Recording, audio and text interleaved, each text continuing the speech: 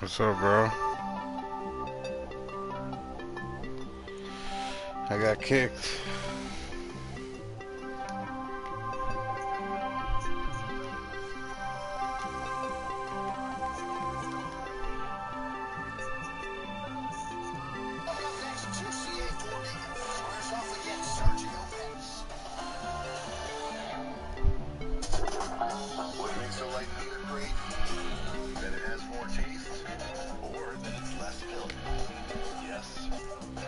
No.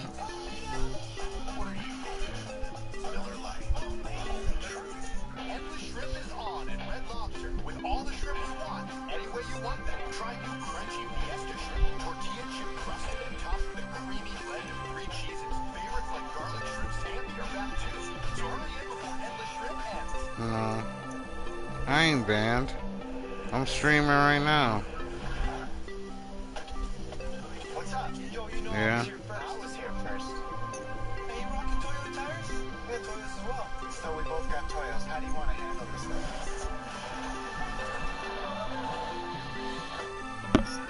Whoa! Slow guy! Look on Toyo tires. When money's tight and emergencies arise, CashNetUSA.com is available 24/7 to deliver quick loans for approved customers when they need it the most. Apply now at CashNetUSA.com. Money's on the way with CashNet USA. Janet, Mom told me you bought a house.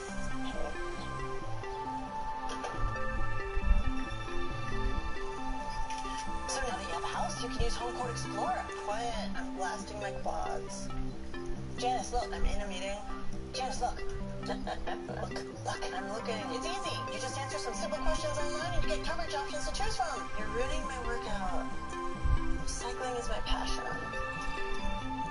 Some restaurants say you should drink your meals. Well, America deserves better. At Hardee's and Carl's Jr., choose from a variety of full-flavored all-star meals starting at $5. Get a real meal. Paid for by Hardee's and Carl's Jr. I'm your trainer today. Your cardio strength workout begin now.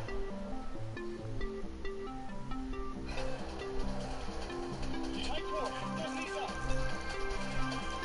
Now we go for strength. 5, 4, 3, 2, 1. Woo! I'm your trainer. And that was cardio strength only with Nordic Track Fusion. I'm a simple guy. I like my beer cold, wings hot, fireworks on the 4th of July. I'm just a security guard for the hell do I know anyway? I'm coming for you.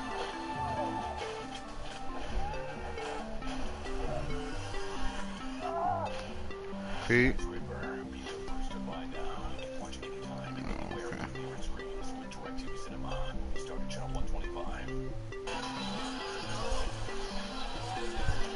High stakes in the UFC's flyweight division here. Number 2 versus number 5, Sergio Pettis. Still just 20 pounds. Steve Rodriguez is 33. Pettis is taller man by an inch. He will have a 2-inch reach advantage. On now to get us started for this final three of the night. Here is Bruce Buffer. Ladies and gentlemen, this fight is 3 rounds in the UFC flyweight division. Introducing first, fighting out of the blue corner. Holding a professional record, 21 wins, 5 losses. He stands 5 feet 5 inches tall, weighing in at 125 and 1/2 pounds. Fighting out of Brazil, presenting the number 5 ranked flyweight contender in the world, Jussier Formiga. And now introducing his opponent, fighting out of the red corner, a mixed martial artist, holding a professional record, 17 wins, 3 losses. He stands 5 feet 6 inches tall, weighing in at 125 pounds. Fighting out of Milwaukee, Wisconsin, presenting the number 2 ranked flyweight contender in the world, Cardio Hernandez. When the action begins, our referee in charge, with the team. Her team will be in there with Conor McGregor and Khabib Nurmagomedov later tonight.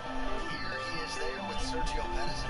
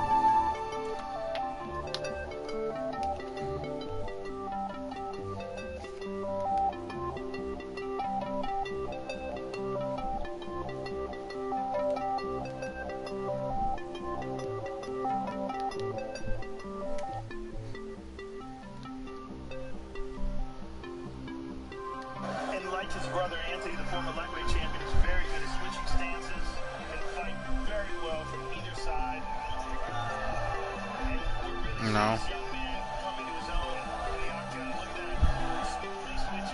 I know, I put it there.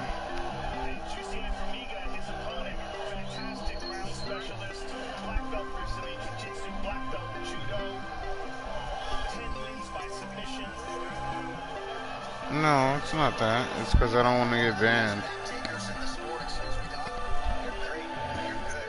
was just going to say that you see that Pettis never shows his strikes. I mean, his hands stay right where they're at in defensive mode, but he's got perfect balance, and he doesn't load his punches, so it's hard for you to see. Good jab, and he counters well. But right now, Formiga, in and out, good movement, good fluidity. This is a great matchup. Yeah, Formiga landed a right hand in that exchange. Formiga, tons of experience. He's worked very hard to shore up his striking, as Dom mentioned while some of you were in commercial break. Formiga now lives in the United States, trains in South Florida, an American top team, where they believe they have the best stable of 25ers and 35ers in the world. Well, that's the real good combination there by Formiga. That's the original super camp. I mean, what Dan Lambert, the owner of American Top Team, did is just nothing short of spectacular. Dumped a ton of money into the sport early on. It's one of the early adopters. A guy really put his money where his mouth is and created a fantastic training environment down there in South Florida. So far, what I'm seeing good out of Formiga is he's throwing combinations. He's not throwing 1, 2 shots at a time. It's at least 3 punches at a time. Sometimes he's finishing with a kick. So, I mean, it's hot. That is early. Let's see if he can make the adjustments. It's harder to counter if they're throwing combinations. And that's what Formiga's doing right now.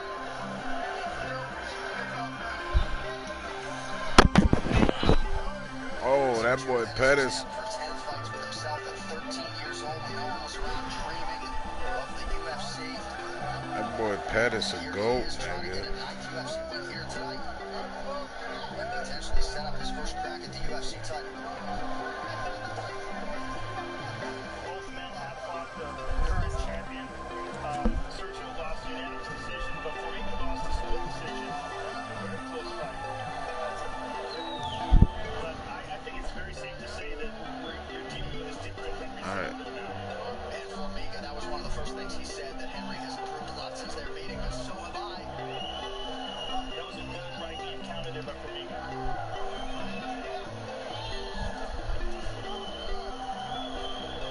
Coming up on 2 minutes here to go in this opening round. Pettis is a nice jab. He's doing it both from conventional and southpaw. And it's keeping Formiga guessing on what he wants to do. Nope, I'm not gonna be able to watch it here no more. Those fucking assholes tucked it all up. They reported me, y'all. They reported me, those fucking assholes that were here. Because they told me. Very good recovery by Pettis. And I like what you were saying, how somebody is with the jab from either side. Very sneaky.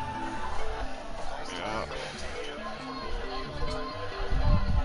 And this is something we didn't see versus with Benavidez. The timing was a little different. He had a hard time taking down Pettis. He got him down early, and then Pettis made the adjustment. The question is, will he be able to do that with Formiga?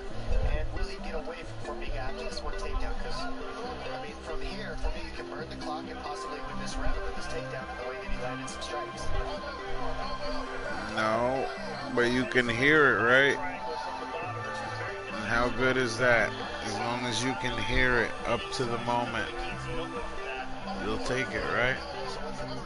It's really just to make sure that Formiga doesn't pass his guard and wind up mounting him. Or wind up in some sort of a dominant position. I mean, the only thing that's there, I mean, you can transition to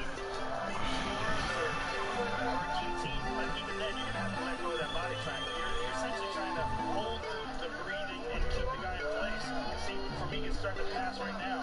Not a lot of time. Still a good look for Juicy Formiga here towards the end of this first round.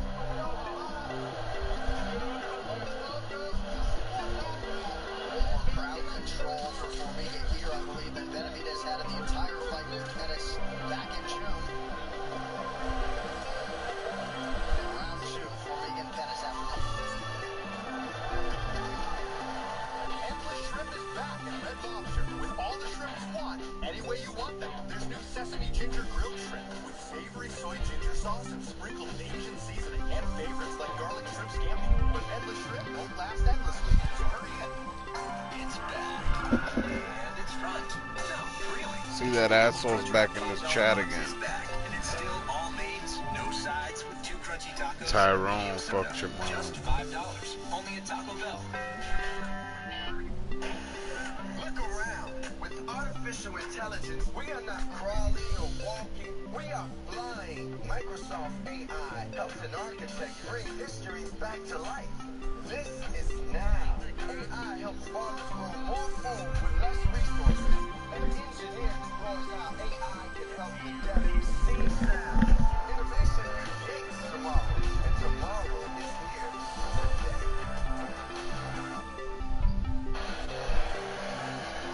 We are back live, ready for round 2 here of this featured prelim on FS1. Juicy A. Formiga, Sergio Pettis. Dom, any major takeaways from Duke Rufus or Izzy Martinez there in the corner? Sergio. They're just keeping him calm. What? Pettis needs to keep fighting.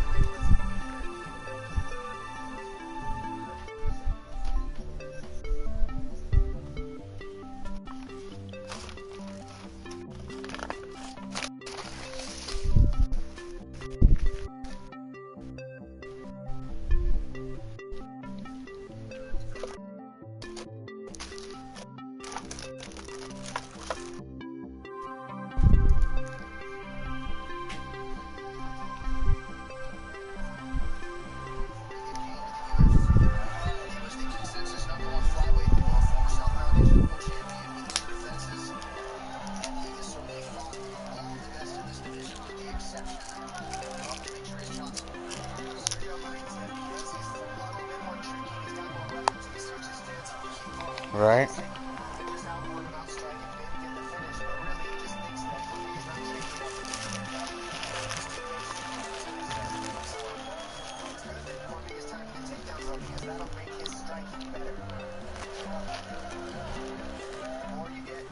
I was a GOAT. I almost had 100 viewers.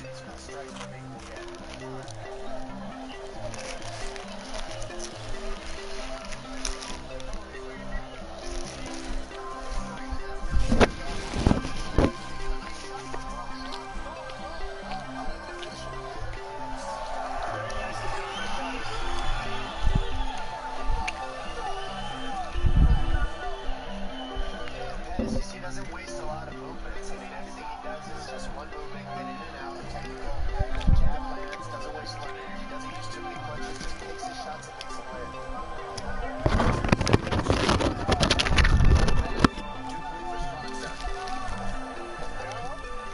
High kicks there when he exits. Yep. Armlow kick hard. Yes. Yep.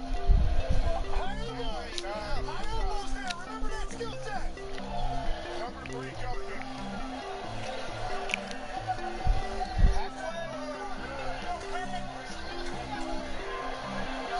Just gonna ask what a number 3 jump kick is, and we just saw it. Number 3 might mean the stance switch, because you saw him switch from conventional to southpaw for a second and flip through it. Crack there with the left by Juicy A. Formiga. That is more a fundamentalist than his older brother, who you'll see later tonight on pay-per-view. In terms of his striking approach. Nice. See the jab, step back, 1-2. I mean, that's timing, that's fundamentals right there. That's what usually gets the big shots to land. That's high-level stuff.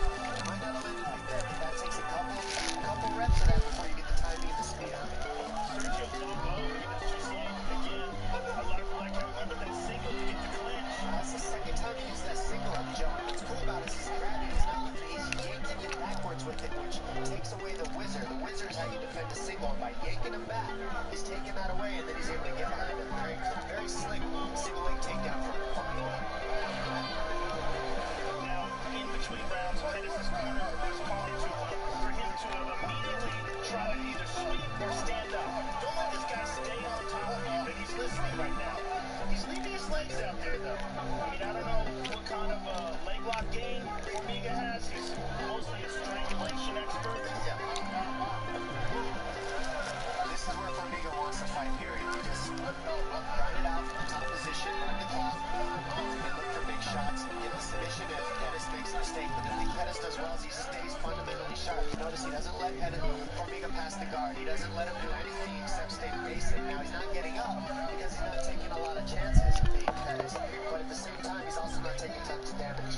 But in a 3-round fight, you don't necessarily want to end the first 2 fighting off of your back. Yeah, they use that body triangle again, which really doesn't do much other than hold the guy in place. You've already stepped over the half guard now. Got good head and arm pressure on Sergio, and he's trying to escape that right leg. What? Moving his top neutral is just highly underrated. You've seen him take people down and hold it down, but when he does it as many times as he has to his top level contenders, it's impressive. You gotta give him kudos for his top game, the way that he passes, and he's always working. He's not just squeezing you. Yeah, Sergio working for that, trying to get that sweep, but very aware that he can't give up his back in the transition. Like right there. That was a nice sweep. Very nice.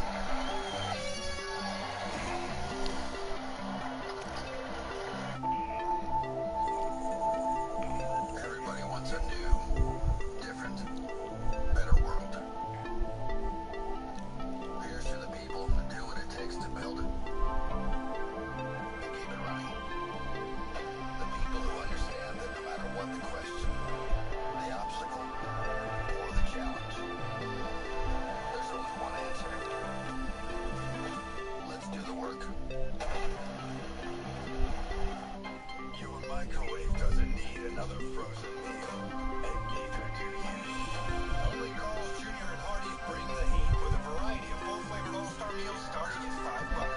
They're a real meal, paid for by Carl's Jr. and Hardee's. Endless Shrimp is back at Red Lobster with all the shrimp you want, any way you want them. There's new sesame ginger grilled shrimp with savory soy ginger sauce and sprinkled Asian seasoning, and favorites like garlic shrimp smoky. But Endless Shrimp won't last endlessly, so hurry in. The FS1 UFC 229 prelims are sponsored by Cerveza Modelo, the official beer of UFC. And do yourself a favor later tonight. Go on UFC Podcast and watch two visit of Sergio Pettis. You want to talk about a guy maximizing 60 seconds dominant, talking about everything explosive, go force, forget technique.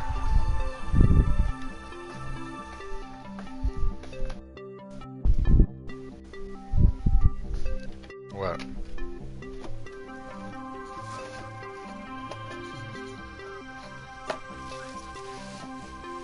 Really?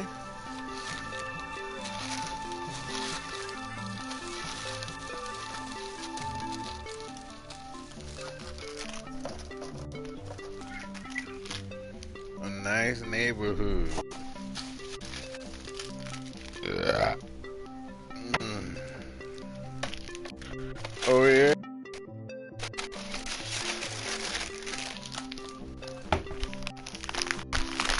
Let me get some of that money.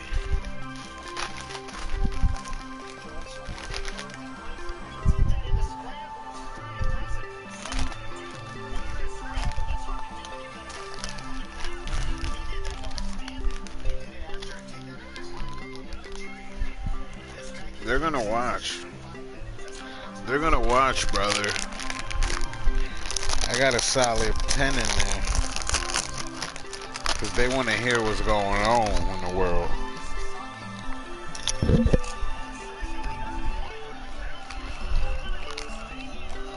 But, are we playing Fortnite?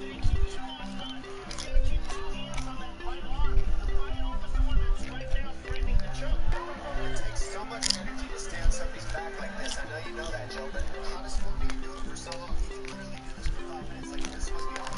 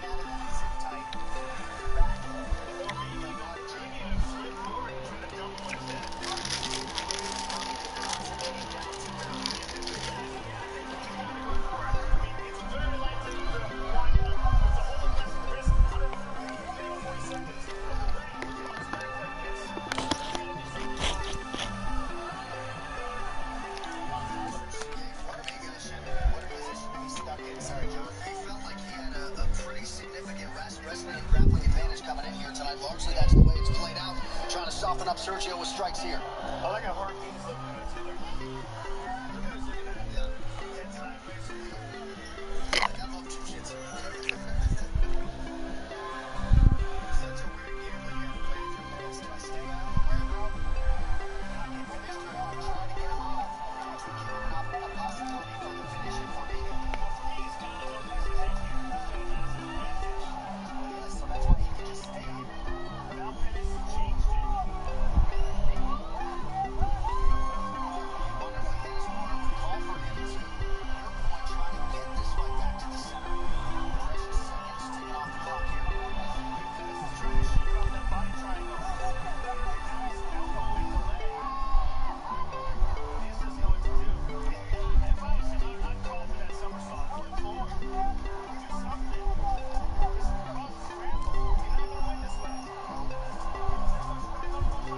That's just one of those decisions. Decision-making process here. For some advice, 10 seconds on to go in the fight. Being extremely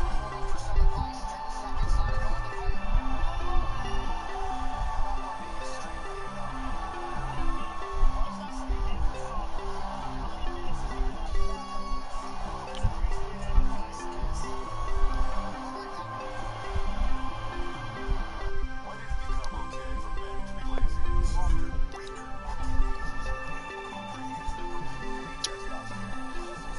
or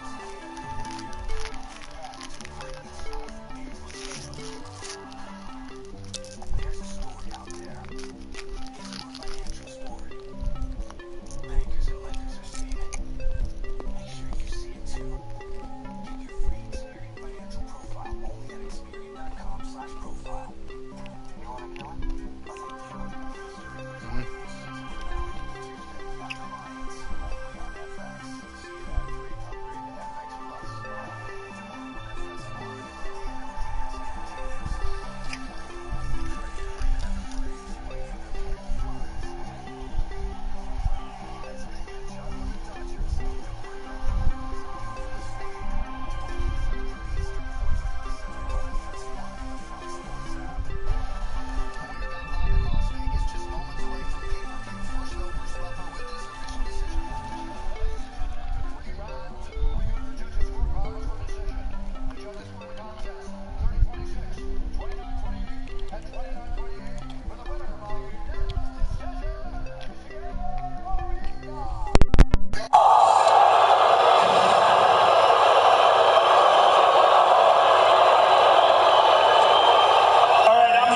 Jussier Formiga, first of all, congratulations. A difficult fight and perhaps a frustrating fight for you at the end. You were riding his back, but you were unable to get a choke or advance that position. When you hear the boos like this, does this bother you at all? Olha só, isso aí é uma... Ele tá perguntando se você, naquela situação ali, você te incomodou, você querendo pegar o pescoço dele e escutando essa vaia, te incomoda? Faz parte, com certeza, né? A gente é lutador de grepa, geralmente nunca agrada, mas a gente tá aqui pra lutar MMA, não tá aqui pra lutar nenhuma modalidade. Então, isso faz parte do MMA e o importante é o resultado positivo no final da luta. Really doesn't bother me. That is MMA. What you gotta do to get the win and go for the next step. Sergio Pettis is a top contender, #2 in the world. You most likely take his position now, and you do have a split decision loss to the current champion, Henry Cejudo. So this puts you in an excellent position in the flyweight division. Ele é o número 2 na divisão, você acabou de ganhar dele e você teve uma split com o Cejudo. Isso te põe numa posição ótima. O que você quer dizer? Quero dizer que Cejudo, you next, man. Eu quero lutar com o Cejudo, com certeza. Ele é o próximo da fila, a gente lutou há 3 anos atrás, mas agora eu quero a minha chance. I want to fight Cejudo. Cejudo is next. Congratulations on your victory, sir. Jussier Formiga, ladies and gentlemen. 3 in a row now for Jussier Formiga on Move the Fight, sponsored by Metro PCS. Now Metro by T-Mobile. Discover the smarter way to get unlimited and see what's new on October 8th. And as we see here, the story of the fight with these tape. PDP.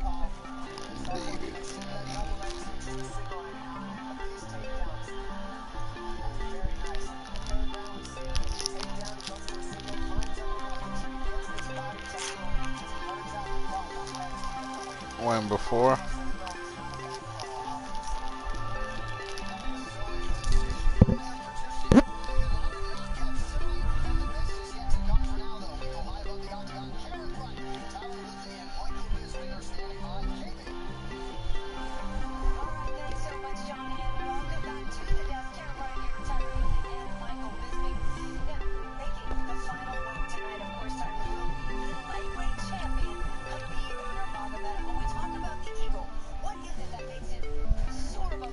competition. No, he just has this relentless pressure. He's constantly going for the takedown, and his gift of variations of takedown is not just a double leg or a single leg. He's using body locks, leg sweeps. He's using body locks, leg sweeps, throws.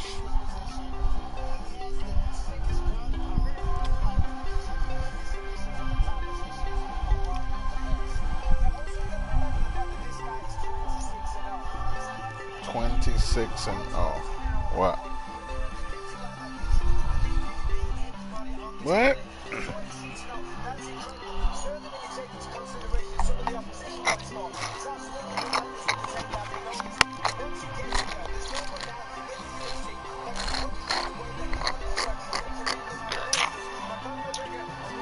I got a faithful 10 viewers, nigga.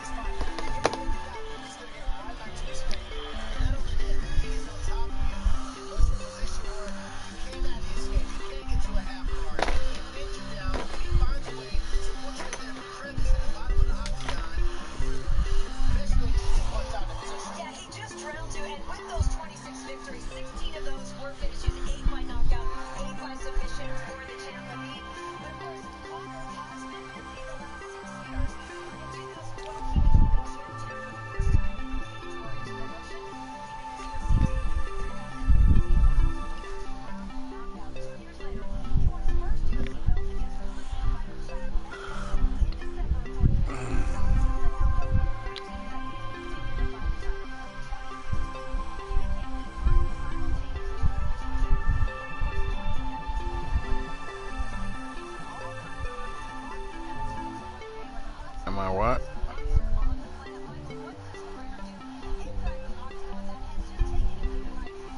Am I playing NBA now?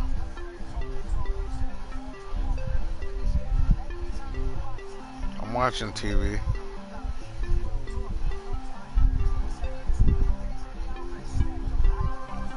Oh yeah. One of the fights just finished. Pettis versus whatever his name is. Giuseppe, fucking whatever.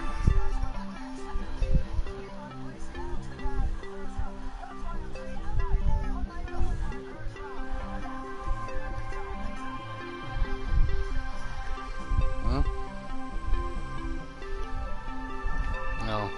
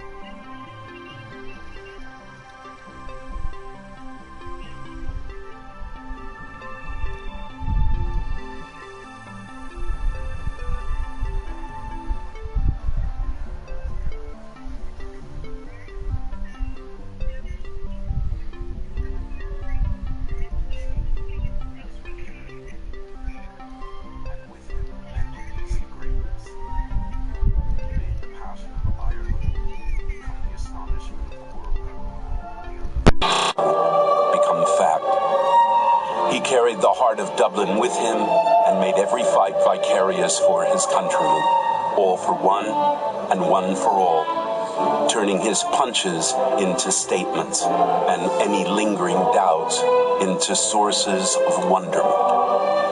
That just maybe there really was a connection to something higher.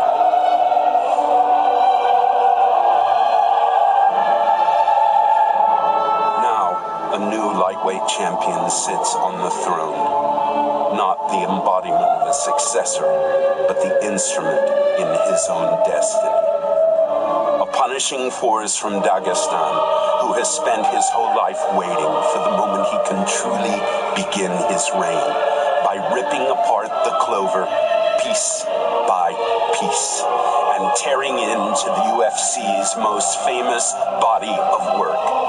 Simply put, a man consumed with the idea of redirecting history. The King of Kings. Tonight, in the most anticipated fight in UFC history, the megastar, a two-division champion who personifies the heart of fighting, is back to confront the greatest juggernaut the lightweight division has ever known, who has never lost a fight, period. This is how it should be. The best against the best. Everything right there for the taking. Legacy, greatness, destiny. Will it be Dagestan or Dublin? The wrestler or the sublime striker? A dream restored or hell unleashed? Will it be what is, or will it be what has always been? There's a simple way to find out who truly belongs on the throne. Lock the door behind them and let them fight. For there can only be one king. It's UFC 229, Khabib versus McGregor, and it starts right now.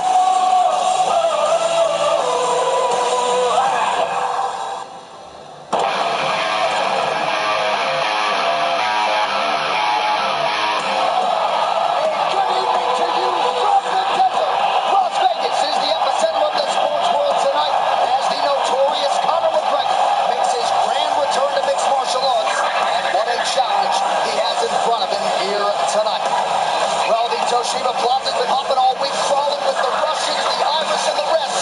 Many of whom have traveled far and wide to witness history here tonight. Live from T-Mobile Arena in Las Vegas, Nevada, USA, this is UFC 229, Khabib versus McGregor, presented by Harley-Davidson. When you fire up an HD motorcycle, adrenaline kicks in and refuses to tap out. Check it out at h-d.com/explore. Closed captioning for tonight's telecast, brought to you by Overlord, the new movie from producer J.J. Abrams, in theaters November 9th. The broadcast is also available in Spanish, brought to you by UFCEspanol.com. And with that, thank you so much for being with us tonight for what is a monumental evening for the MMA leader on Sean Henry. So he has elevated the sport of mixed martial arts to truly unprecedented heights. Tonight, after an extended hiatus, Conor McGregor is back, and he's back for the love of the game.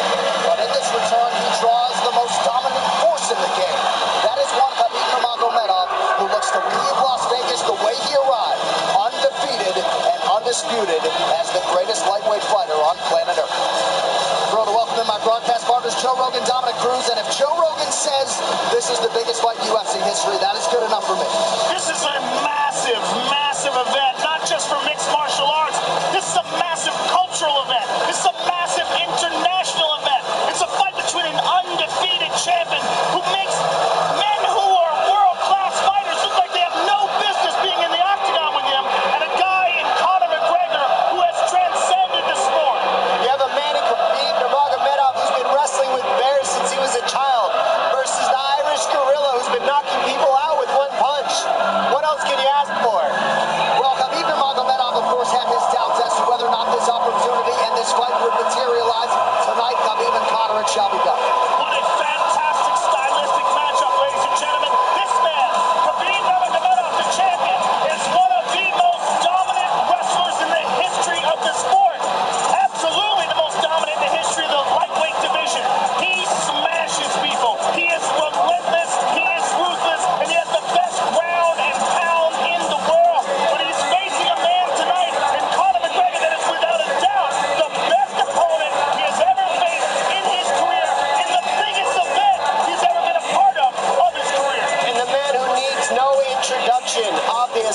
Conor McGregor, who's shown that his precision striking is the answer to anybody he fights. You leave your hands from your face and he will make you pay. He will counter you with precision laser timing, and he's got power in both hands. Not to mention, he can hit you with combinations on the button. His accuracy has been seen by nobody. Nobody has ever hit anybody the way that he hits people with the amount of punches in one go. And if he hurts you, believe he's on you smelling the blood. He can fight moving forward and backwards. Well, in the lead up to this fight, of course, McGregor has been at his verbal best as usual. This was the scene September 20th, the first stare down. Khabib chose largely been unflappable leading up to this fight tonight. Well, he is always so calm. But when you're dealing with Conor McGregor, he's a force of nature. He's just a different guy. The event is so huge. The crowd was gigantic. And you're dealing with mental warfare. You're dealing with so many insults, so many jabs taken at you. But so far, Khabib has been calm, cool, and collected like a true champion. This fight personifies the art of war aspects in life. If you are going to try to get into somebody's head, you need to watch this fight and see how both of these men deal with it. Well, the hype will give way to the action shortly. UFC 229 is presented in high definition by The Walking Dead. Rick Grimes' final episodes begin tomorrow night, only on AMC. We are honored to have you with us tonight on pay-per-view. Here now, a look at what's coming up. The rest of the fight card is brought to you by EA Sports UFC 3. Get up to 50% off, including exclusive in-game content with the new limited-time UFC 3 Notorious Edition. Available on Xbox One and PS4 until October 16th. So a likely title eliminator in the heavyweight division coming your way tonight. Houston, Texas has got a contender. He is the Black Beast, Derek Lewis. And with 9 UFC knockouts already to his credit, a 10th here tonight could result in Lewis's first crack at the belt. Of course, looking to stake his claim to a title shot, the towering Russian Alexander Volkov. He knocked out former champ Fabricio Verdum in a main event back in March. And tonight, in yet another high-profile spot, Drago will look to tame the beast. In the light heavyweight division, Ovince St. Preux is set for his 18th UFC appearance. The former Tennessee Volunteer has been an absolute workhorse for the UFC, and with finishes in each of his last 4 wins, Vince has some definite momentum on his side here tonight. But that said, he will enter as the betting underdog against the unbeaten 28-year-old Dominic Reyes. Reyes is a cerebral fighter and a versatile finisher. He has lived up to the hype and then some, getting off to a 3-0 start here in the big show. Tonight, Reyes will look to maximize this pay-per-view showcase. These locker room shots are brought to you by P3, the official protein snack of UFC. Well, a touch overshadowed tonight as he makes his much-anticipated return is the former UFC interim lightweight champion, Tony Ferguson. His training output is truly the stuff of legends, and with his 10-fight winning streak still in tow, El Cucuy is hungry to resume his quest for undisputed UFC greatness. A man who has been at the top of the pack before. Enter Milwaukee's best, Anthony Showtime Pettis. This man is revitalized. He has returned to the form that saw him realize a UFC championship 5 years ago. And Showtime is no stranger to the brightest of lights. He can vault right back into contention with an upset of Ferguson tonight in Las Vegas. The rules of the Octagon are sponsored by Soul Calibur 6. Bring more than your fist to the fight. Available on October 19th for PlayStation 4, Xbox One, and PC. Soul Calibur 6. Pre-order your copy today. 3 judges score the fight. The bout duration is 3 5-minute rounds, but for championship fights and all UFC main events, we go 5 5-minute rounds. A 10-point must-scoring system is in effect. The round winner gets 10 points, his or her opponent 9 or fewer, and scoring is based on effective striking and grappling, followed by aggression, and then octagon control in that order. Also of note tonight, the Nevada State Athletic Commission has yet to adopt the newer set of unified rules for MMA. Old rules still in effect tonight. We will, though, have the benefit of instant replay. That is only to look at a fight-ending sequence, so once replay is used, that particular fight cannot be restarted. All competing athletes have been made aware. What an atmosphere at T-Mobile Arena tonight. These crowd shots brought to you by AutoZone. Get in the zone, AutoZone. All right, the table is now set for our biggest show of 2018. Let us get to it.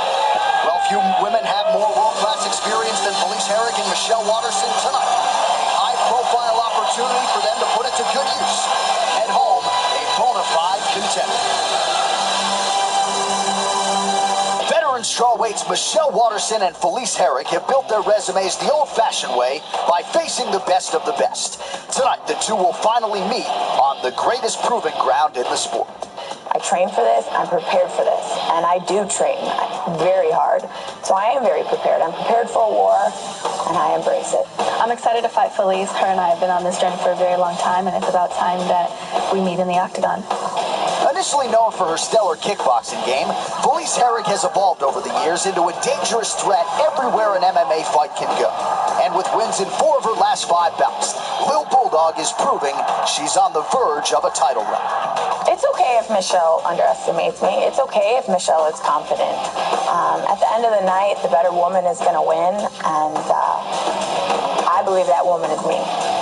A former Invicta FC champion at 105 pounds, Michelle Waterson returned to strawweight in 2015, and the results have been strong to quite strong. Submission wins over Angela Magana and Paige Van Zandt, and a big decision win over Courtney Casey, all serving to establish the Karate Hottie as one of the division's best. Felice is in for the best, most prepared Michelle Waterson the world has ever seen.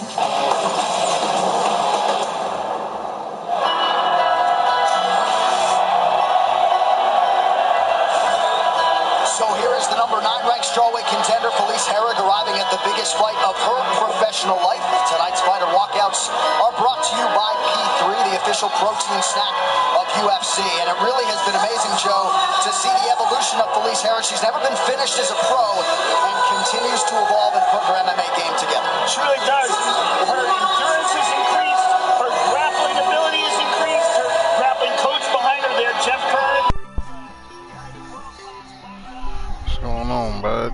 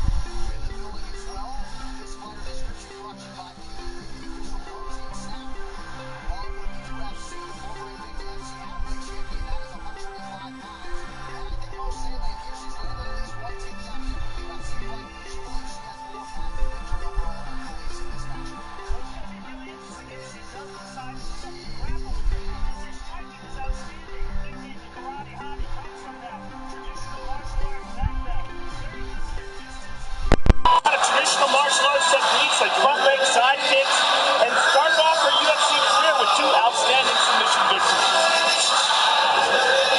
All right, the combatants just about ready to go. This Tell the Tape is brought to you by Modelo Especial, brewed with a fighting spirit since 1925. Waterson, 32 years old. Felice Herrig is 34. Herrig is taller by an inch. We'll see if she can maximize what is a 3-inch edge in reach. All right, now for the official introductions of this pay-per-view opener, we turn it over to Bruce Buffer. Ladies and gentlemen, we are live from T-Mobile Arena in Las Vegas for UFC 229, Khabib versus McGregor, presented by Harley-Davidson. Get your first taste of Harley-Davidson adrenaline at h-d.com. And now, this fight is 3 rounds in the UFC strawweight division. Introducing first, fighting out of the blue corner, a mixed martial artist holding a professional record, 14 wins, 7 losses. She stands 5 feet 4 inches tall, weighing in at 115 and 1/2 pounds. Fighting out of Crystal Lake, Illinois, presenting the number 9 strawweight rated contender in the world, Felice Little Bulldog Herrig. And now introducing her opponent, fighting out of the red corner, a mixed martial artist holding a professional record, 15 wins, 6 losses. She stands 5 feet 3 inches tall, weighing in at 115 pounds. Fighting out of Albuquerque, New Mexico, presenting the number 8 ranked strawweight contender in the world, the Karate King, Michelle Waterson. And when the action begins, our referee in charge, Jason Herzog. Jason Herzog, our referee for this one in the 115-pound division. The beautiful Ariane Celeste getting us started for round 1 of a possible 3. Brittany Palmer, Brooklyn Wren in the building with us tonight in Las Vegas. Tonight's Fight Clock is brought to you by Modelo Especial, brewed with a fighting spirit since 1925. Felice Herrig is in blue. Waterson is in the black with gray. And, we talk about Felice's grappling. You got to remember, she had a 23-5 pro kickboxing record. Right. So a lot of Muay Thai experience as well. And Herrig said that Waterson was offered this fight in her pro debut back in the day, but turned it down. These girls have been on each other's respective radars. They were on a reality show, Muay Thai reality show, Fight Girls, back in 2007. Finally getting a chance to throw heat at one another here tonight. Tremendous pressure right away, as you were saying, Dom, by Felice Herrig. And the question is, how often does a fighter fight running backwards, moving backwards? I don't want to say running because Michelle Waterson's being technical with her movement, but the more you move backwards, Muhammad Ali used to run miles and miles backwards to prepare his body for that type of fight because he always fought moving back. So Felice Herrig, is this pressure going to wear on Waterson as the fight moves on? That's a question that we got to see. And there you see that front leg side kick we were talking about from Waterson. She will utilize that as well as the front leg roundhouse kick. And she does it very quick. Look at that, right up to the face. Very nicely done. Her legs, she moves around like there are arms. I mean, she throws them up there so quick, it's like a jab. She's got side kicks, she's got high kicks. She already landed 2 of those high kicks to Felice's face in the beginning of this fight. So she immediately demands respect in the striking. Whether you think you can walk her down or she's small or not, she will tag you if you're not careful. Yeah, she throws those high kicks with no wind-up, too. But she throws them karate style. She doesn't switch Muay Thai style. Look at that front leg side kick to the thigh. And that's the type of stuff, it doesn't look like it does much, but it throws off your rhythm. It throws off your pressure. Now, Felice, look, the pressure's slowed down now. It's not the same as the very beginning. It was hard, but you end up chasing it. Sorry, Dom. We're seeing a lot of that front leg side kick to the thigh. Darren Till used it a lot against Wonder Boy. We saw Robert Emerson. What's going on right here? Interesting. What Michelle's doing is trying to meet her with that front leg as Felice puts that pressure on her. She's trying to get Felice to chase her, and that's what's happening. Instead of Felice heading her off and leading her other leg which way she's circling, she's following her, and that sets up the power and the striking of Waterson right now. Felice needs to head her off instead of following her around the octagon chasing her. Again, she goes to that front leg side kick. And I I think we originally saw that front leg kick to the knee from John Jones, to be honest. I think that was the first one I've ever seen use it. He showed it to me one time. Well, it was devastating. Yoel Romero used it against Robert Whittaker, and then Whittaker turned around and used it back on him. We've seen it, I mean, with lesser degree of success earlier in the UFC, but we're seeing it a lot now. You see the confidence just pouring out of Michelle Waterson. A picture of focus here during fight week. She's really trying to maximize these 4 or 5 prime years, built a home gym that she called her sanctuary. Off to a pretty good start here tonight. Less than 2 minutes now to go round 1. Dom, it's interesting how those techniques just, once one person finds success with it, you see it over and over again. Felice with the clinch here. Watch the headlock. This is where Michelle Waterson hits a lot of her headlocks. And this is something Waterson trained a lot for. Felice habitually goes to these body locks. And with double underhooks, you're asking for it. So let's see. Felice Herrig got her against the fence, so that takes away the hip for the headlock. So that's the good news. But this is where Waterson has gotten a lot of her takedowns. She's pretty comfortable here. So Felice needs to be careful with her head position and the underhooks and not overcommit to the positioning.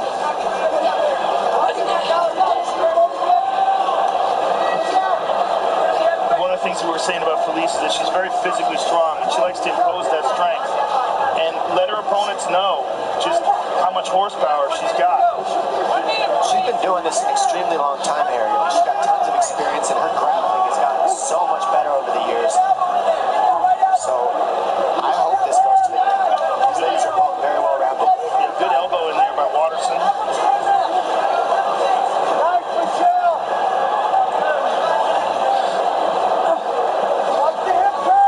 Showing off a strength advantage here early. One underhook, maintaining control up against the fence. She's really using a lot of energy here. A lot of physical strength, not a lot. I mean, she's really trying to bulldog her way, hence the nickname. Little Bulldog. Herrig's slight favorite at close tonight, about minus 125.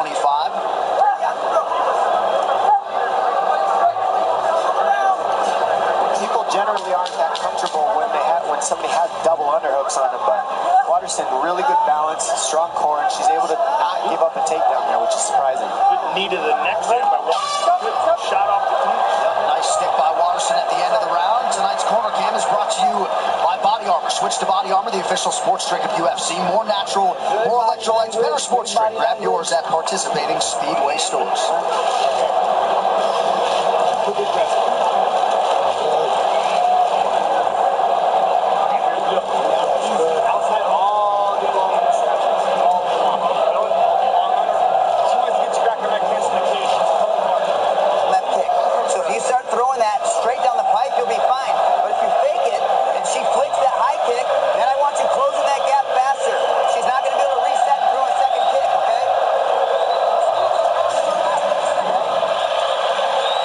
Here, this kick, left kick right to the chin of Herrig, just like, hey, hold on a second, what was that? And then another one to the neck, just a side kick, very different type of kicks that landed. And a big right and a left by Herrig, and she gets straight into the clinch and controls her on the fence there. She showed her strength, Herrig, at the end of that round. Second round, are you ready? Are you ready? Air Asia, now everyone can fly. Round 2 here, Felice Herrig, Michelle Waterson. Good corner work on both sides there after round 1. Herrig doing the right thing, coming to the pressure right off the bat. I think she's got the advantage in the clinch because she's a little stronger. Just needs to be technical here. Good knees by both ladies there in the clinch. Near right Michelle. Excuse me, out of the break from Michelle Waterson. You wonder how this fight atmosphere will play on some of these athletes here tonight. A lot of them are UFC tested, but this is a different beast tonight. That's a good point. This is a gigantic pay-per-view. They know all eyes are on this event. Herrig looking so much stronger right now than Waterson, just a lot bigger, pushing her against the fence. And really, Waterson went for the clinch on that one. She gives the underhooks to Herrig right off the bat. And it's because she's comfortable, she's usually able to take people down with these overhooks, with headlocks, land the body shots, and create judo transitions. But Herrig looks very strong here. A couple good knees there by Waterson, though, in the clinch. I like Waterson on the outside. I like her using those unusual traditional martial arts skills that are hard to read, like that front leg ground kick and the front leg side kick to the face that we saw. I think she has an advantage there. If I was in her corner, I'd be asking her to get out of here. I agree with you 100%. I think this style fight benefits Felice Herrig. Yeah, Felice is strong.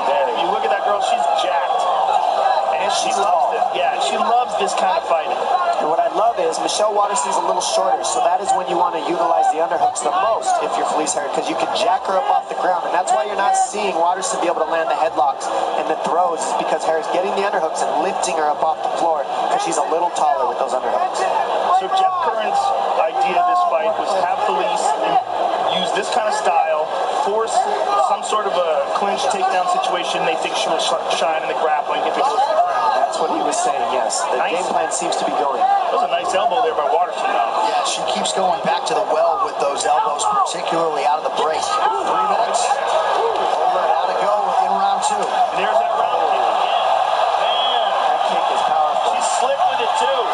She needs to keep throwing it. Oh, that was nice. Look at that. Michelle Waterson. There's the throw she's been looking for the whole time. She does it with her. Big shots by Waterson. Very nice. So the tide has turned a little bit here midway through round 2. We'll see what Waterson can do with Herrig on her back. This is where Waterson has shined. She gets the takedown, and then it somewhat just seems to frustrate the females as she fights, and she beats them up on the top very well. She's got good top pressure, and she makes good decisions in the grappling exchanges. Good elbow there, and I like how she keeps that forearm on Felice's neck. Keeps her uncomfortable. Felice needs to create some space, get her feet maybe on the hips of Waterson. Waterson's too high up towards her head, so she's going to be able to keep her down. Pressure. 2 minutes to go in round 2. Waterson has now secured a takedown against all 6 of her UFC opponents.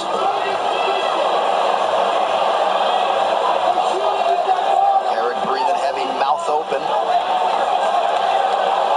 Now this is big also for Waterson because, as you were saying before, Felice Herrig's coach wanted this to happen. They wanted to go to the ground. They just didn't want it like this. Yeah, they didn't expect for Waterson to be able to get that takedown the way she did. She's just slick. She does it over and over in all her fights. If she gets in that clinch, she's shown she can get those judo takedowns. 2 Brazilian Jiu-Jitsu purple belts here, but Waterson, the far greater submission threat. 9 of her 15 pro wins have come by submission. Herrig just looks like she's okay just hanging out here for a minute. I'm not sure why, because I've seen her move on her back, and she usually has a lot more tools than this.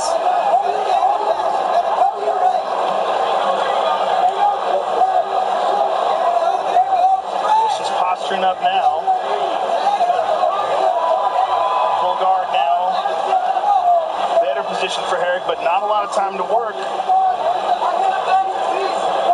Herrig controlling posture here, perhaps just trying to survive and move on to that 3rd and final round.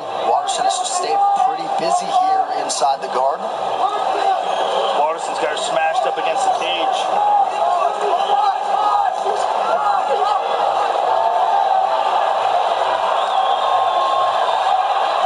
How about the former atomweight, Michelle Waterson, bullying Felice Herrig here towards the end of round 2.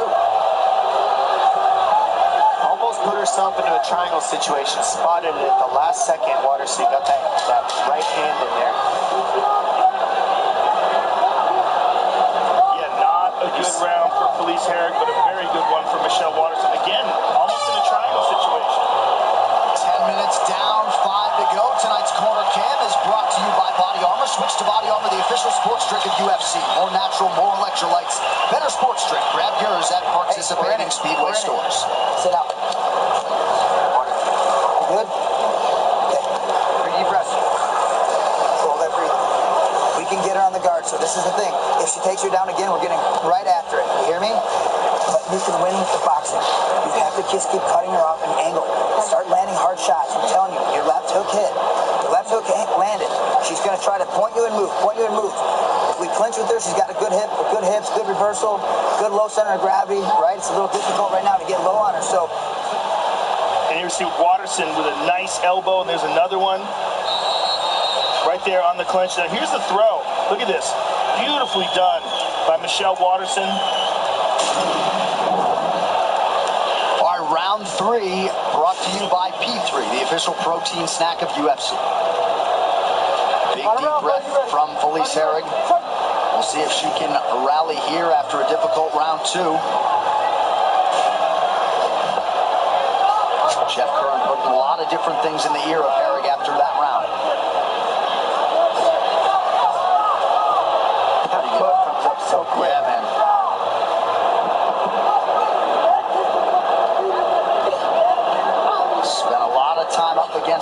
in this fight. There's that left hook. It looks like Curran was able to get in the head of Herrig pretty well because that was a different type of strikes that she just went for right there. That was everything she has. She knows she's down, I think. And Herrig's doing a good job trying to get this done. She's not out of this fight yet. Waterson again with that sideways karate stance. Look at this. Look at the clinch. Oh, lots of the back. Immediately tries to go to an armbar, though. And it was really good timing on that takedown. Just didn't finish it quite. That was beautiful. Nasty elbows from the bottom of Waterson.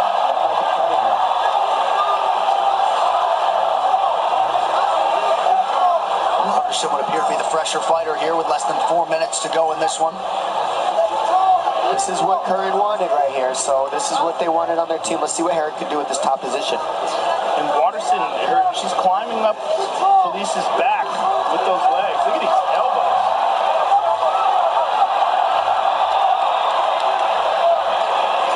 Another elbow for good measure from the karate hottie. 3.5 minutes now to go. And what Michelle Waterson's doing so well, she's keeping the feet on the hips, and when Herrig goes to come up towards her head to get the feet off her hips, she switches to an armbar, tries to roll over the top, and then goes back to the elbows to the top of the head. I mean, she's just non-stop working here, even though she's on her back, and it can create space for her if she utilizes it correctly. These are good elbows, too. Right, her ground strikes are far more effective than Herrig's are raining down from the top. Well, you see the feet on the hips causing problems for Herrig because Herrig's trying to squeeze. She needs to pass, twist her hips, get the feet off the hips, off of her hips. Waterson can't keep her feet there, otherwise Herrig's not going to be able to hold her down. Well, this strawweight division far and away the deepest among the women in the UFC. Not a lot of margin for error. Here's 3 minutes here. Omoplata. She's switching over to her shoulder lock, turning it over in front of her face. Very flexible. Crazy flexibility there. Nice job by Herrig, excuse me. Yeah, she didn't go all the way through with that. Would benefit Herrig to pass, I think. Then she wouldn't need so many elbows. Maybe go to half guard. Maybe try at least side mount something. But sitting in this guard is giving Waterson the opportunity to put the feet on the hips and elbow her. And Waterson is doing a great job of slicing across. And you heard Jason Herzog just say to Felice Herrig, you got to work when you're on top. She wasn't, thus the stand-up. Nice defense by Herrig. She put her head to the outside and almost tried like a switch type of deal. Very interesting defense. Under 2 minutes now to decide this one. Number 8 versus number 9 in the strawweight division.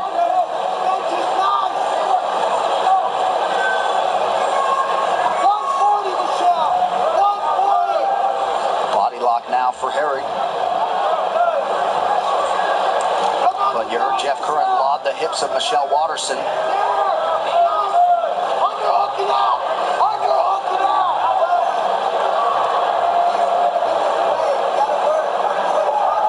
Nice knee up the middle by Waterson. She pushes her off.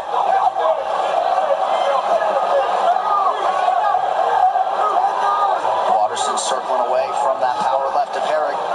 Felice works the body now. There's that front leg side kick to the thigh again. Very good response here from Herrig in this third and final round. Under a minute now to go.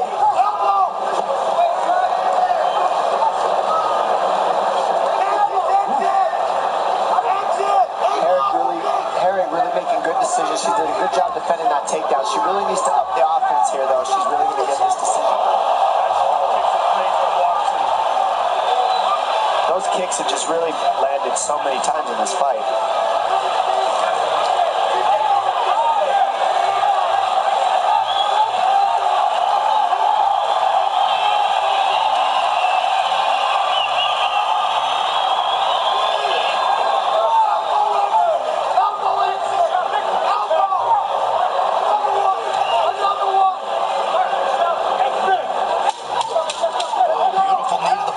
For Waterson here down the stretch.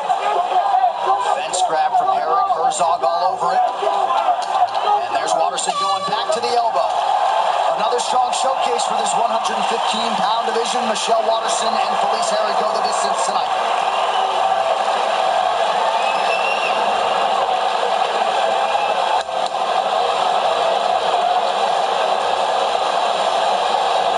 Checking the nose of Felice Herrig. Waterson appears happy with her performance here tonight. This fight replay is brought to you by Nemiroff, bold character since 1872. Herrig times the right hand and gets countered with a side kick to the jaw, and an elbow on almost all the breaks. Lots of good knees, but those elbows on the breaks really kept landing. Herrig did a great job with the double underhooks, but on this one she gets her hips taken down, and a good takedown attempt by Waterson, countered by Felice Herrig to grind out that top position. Waterson non-stop was throwing the elbows, keeping the feet on the hips, staying very active from her back, and another huge teep kick to the face by Waterson. Try to get Herrig off of her. I mean, these ladies let it all hang out. Awesome fight by them. All right, these Fighter Stats brought to you by San Manuel Casino. With the most slots on the West Coast, visit sanmanuel.com for all thrill details. So you see tightly contested, at least in terms of these significant strikes in all 3 rounds. Big second round for Michelle Waterson. Did she do enough here tonight to make it 2 consecutive wins? Very close fight. Hard to judge. The official decision brought to you by Metro PCS, now Metro by T-Mobile. Discover the smarter way to get unlimited and see what's new on October 8th. With that official decision, here is Bruce Buffer. Ladies and gentlemen, after 3 rounds, we go to the judges' scorecards for decision. The judges score the contest 30-26, 29-28, and 30-27 for the winner by unanimous decision, the Karate Michelle Waterson.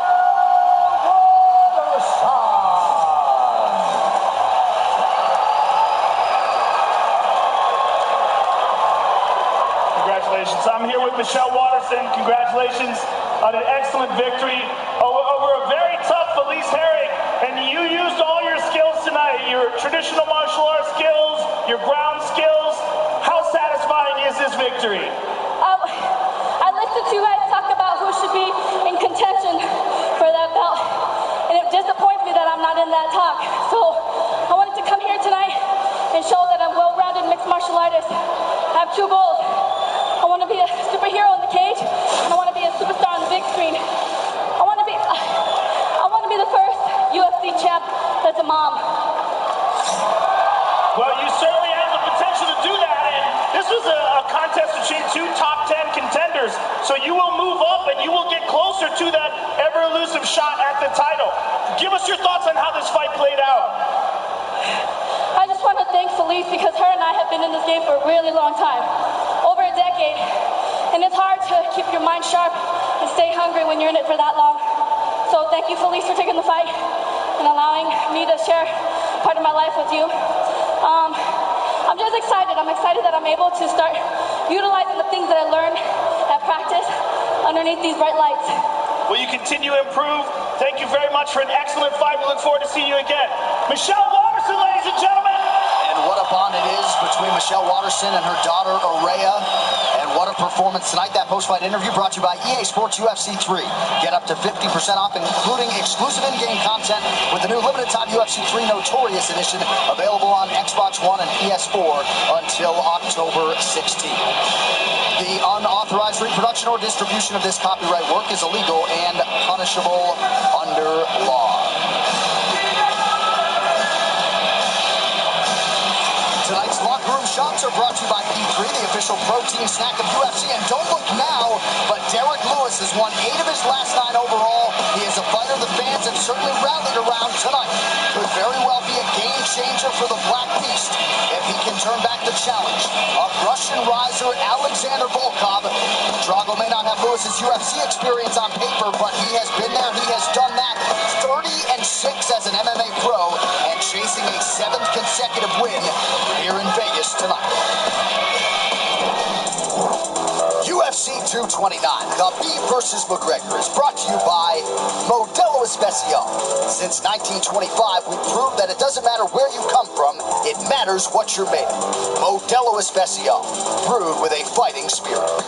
By Metro PCS, now Metro by T-Mobile. Discover the smarter way to get unlimited and see what's new on October 8th. By P3, the official protein snack of UFC. and by EA Sports UFC 3. Get up to 50% off, including exclusive in-game content with the new limited time UFC 3 Notorious Edition. Available on Xbox One and PS4 until October 16th. Conor McGregor is one of the most lethal one-punch knockout artists the sport's ever seen. I've been saying it since the beginning. These people are not on my level. He steps into that octagon like he owns it. I want what I deserve. I am the champion. He's going to be hungry to show everyone that he is the king. And I'm going to shatter him. Surprise, surprise, motherfucker! The king is back! Oh yeah, I'm gonna love every second of it. That looks good!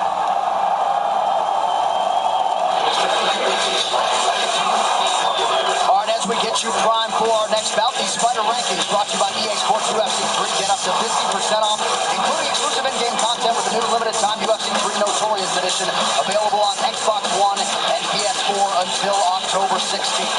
So Dom, number 2 versus number 5 here in the heavyweight division, Derek Lewis, Alexander Volkov. And if the weigh-in stare down is any indication, we could be in for some fireworks here tonight, Dom. Certainly some good video provided by the Black Beast and Alexander Volkov here on Friday. Derek Lewis literally said, look, I got one round where if he survives that, I'll be shocked. I am coming out and sprinting for 5 minutes, and if I don't have anything left at the end of that first round, don't get mad at me, because I will give you everything I have for 5 minutes. That's just the way it is. Those were his literal words at the press conference. And as we see here, these guys are ready to go. And for Derek Lewis, his last performance against Francis Ngannou left a little bit to be desired. You know, the judges aren't always needed for the big boys. The Black Beast would like to keep them out of the equation here tonight. And with each passing UFC win, Alexander Volkov continues to evolve and impress. If he can keep it going here against Derek Lewis, it may just land Drago a shot at the heavyweight title.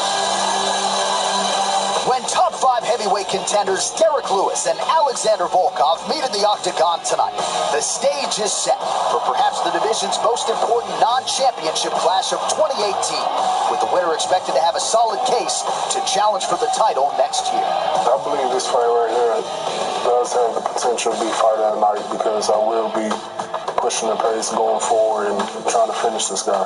Derek Lewis отличный вывод для меня, потому что он так же, как и я, ударник, и мы оба можем продемонстрировать отличное выступление сегодня вечером. In a history-making year for Russian MMA, Moscow's Alexander Volkov certainly did his part with a performance of the night knockout of Fabricio Verdum back in March. Now Drago will attempt to add another chapter to his story by scoring his 7th consecutive win, this one over Derek Lewis. Моя главная цель в UFC – это пояс, и этот бой на один шаг приблизит меня к титульному поединку. Among the most popular fighters in any division, it's a given that Texas knockout artist Derek Lewis will bring the fans along with him wherever he goes. But should he earn his 12th UFC win tonight, the Black Beast might just have the body of work that pushes him to the top of the heap and a crack at heavyweight supremacy. I'm always going for the knockout, and I'm very confident that I could get him out of there in the first round.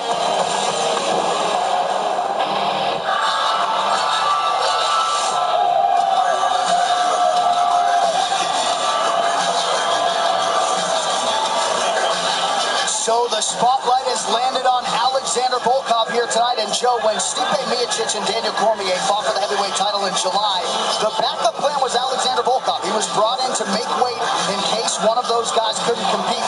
Gives you some inkling as to how the promotion feels about this Russian heavyweight. How a lot of people feel, including me. That's the dark horse, in my opinion. I mean, if you look at the performance that he had against former champion Fabricio Verdum, he put on a show and put Fabricio away.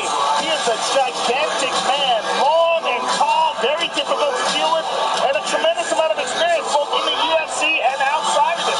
He was very seasoned before he got to the UFC, and he's been undefeated in the UFC. And of course, his most impressive performance is against the 7-foot-tall Stefan Struve, and then of course against Fabricio Verdum in his last fight. Those are 2 huge victories.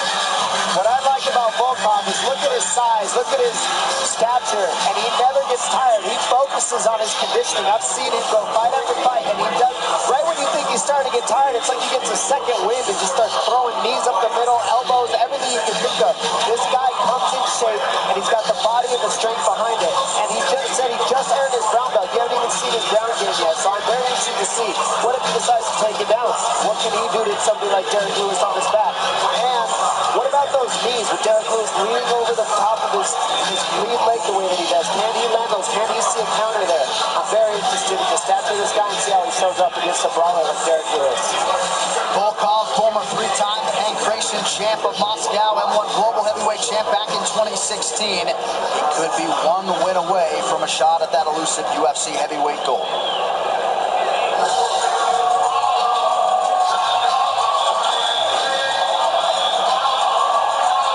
So here is the undeniable knockout threat, the Black Beast, Derek Lewis, and Dom, outstanding in terms of the ground strikes, the ability to put you away on the ground. Sort of a throwback type heavyweight in a lot of respects. Yeah, I mean, this guy is the culmination of just brawling at its finest. He has so much confidence in his hands, and as you see here, I mean, when he connects, he puts you out. It's not a TKO. He's sleeping you. You're going night-night. It's over. And he has so much confidence because he's done it time and time again. However, he did hurt his back. L4, L5. This guy is fighting with herniated disc in his back. That's how tough he is. He's willing to go out here, lay the body on the line, put this performance, and show up. I wonder, though, how much will that back injury hold him up in this fight? He said, I have one round that's all I need. I will finish him in the first round. He said, I don't care if I get tired or not. I'm coming to finish in one. Yeah, he's had notorious back problems in the past. Pulled out of a fight with Fabricio Werdum because of that back. But he's a wild man, and he's definitely a wild card. And the guy has hammers. He throws some serious bombs, and if they land, Volkov could be in trouble. And I gotta tell you, he's got the best Instagram page out of any mixed martial arts guy. His Instagram page is hilarious.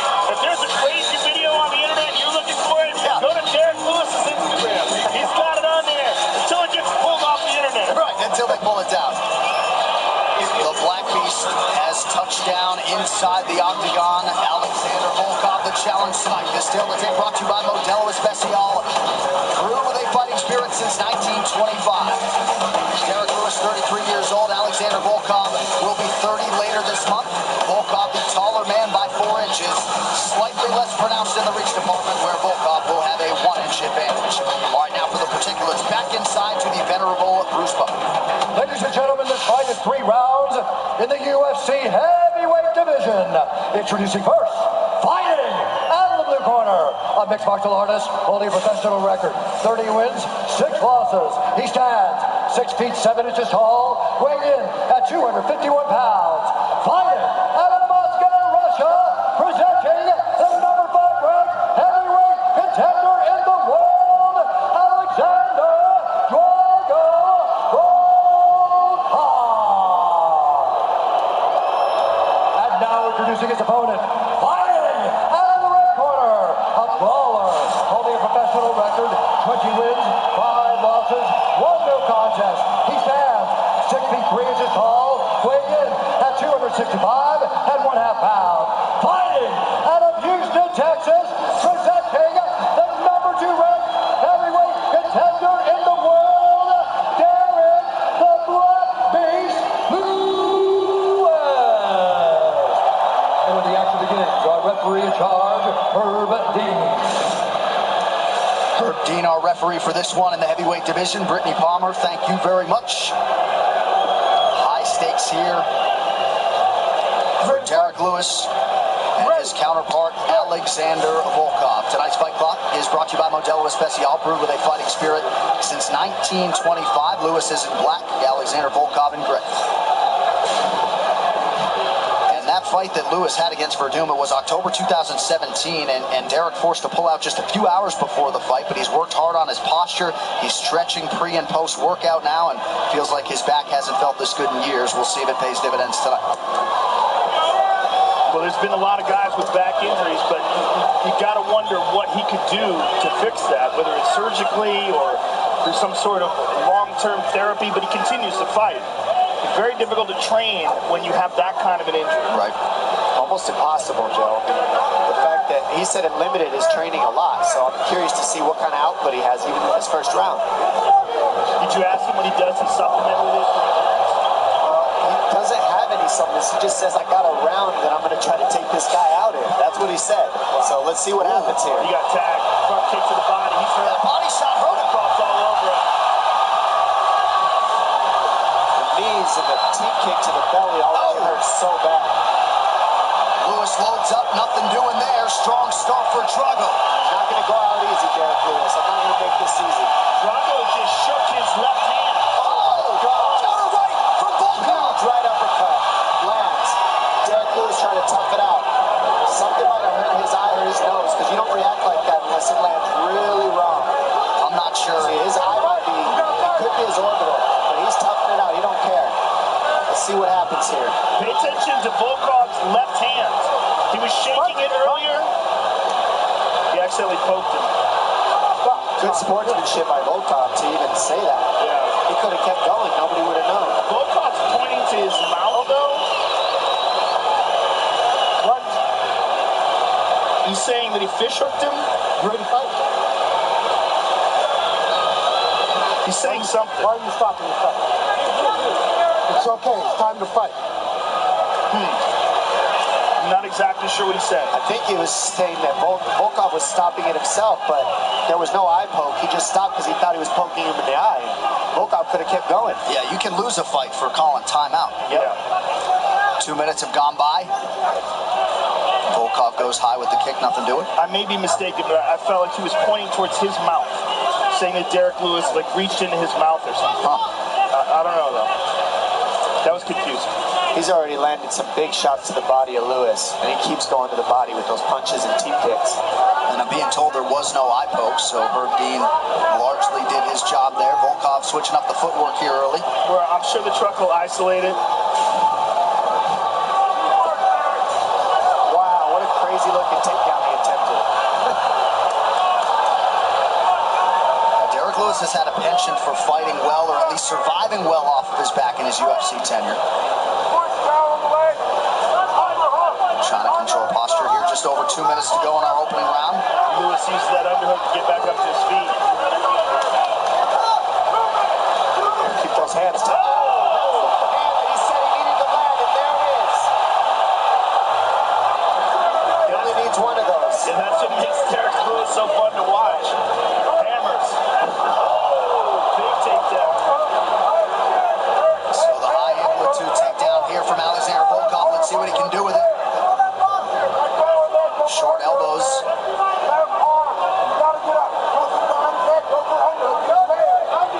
We might not see Derek Lewis get up from this. He might just be okay with just waiting it out, waiting for the round to start over. We've seen Lewis rally from adversity before. He got dropped by Tim Johnson early, came back to win that fight. Slow start against Shamil Abdurakhimov in a main event. Not necessarily the start he was looking for tonight, though. There's definitely no quit in Derek Lewis, though. I mean, you could hurt him.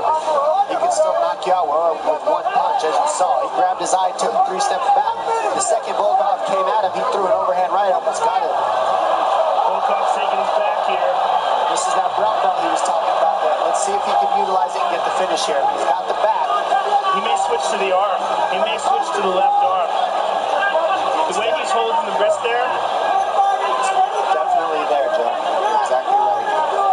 He's not setting the legs up exactly like he's going to do that. Yeah, he might switch. Look at this. Good job by Volkov staying on the back. Not a man you want on top of you in this situation. Under 30 seconds to go in the round. Big elbow by Lewis. He's just so strong. Ground and pound from Derek Lewis here. Crowd getting behind the Black Beast.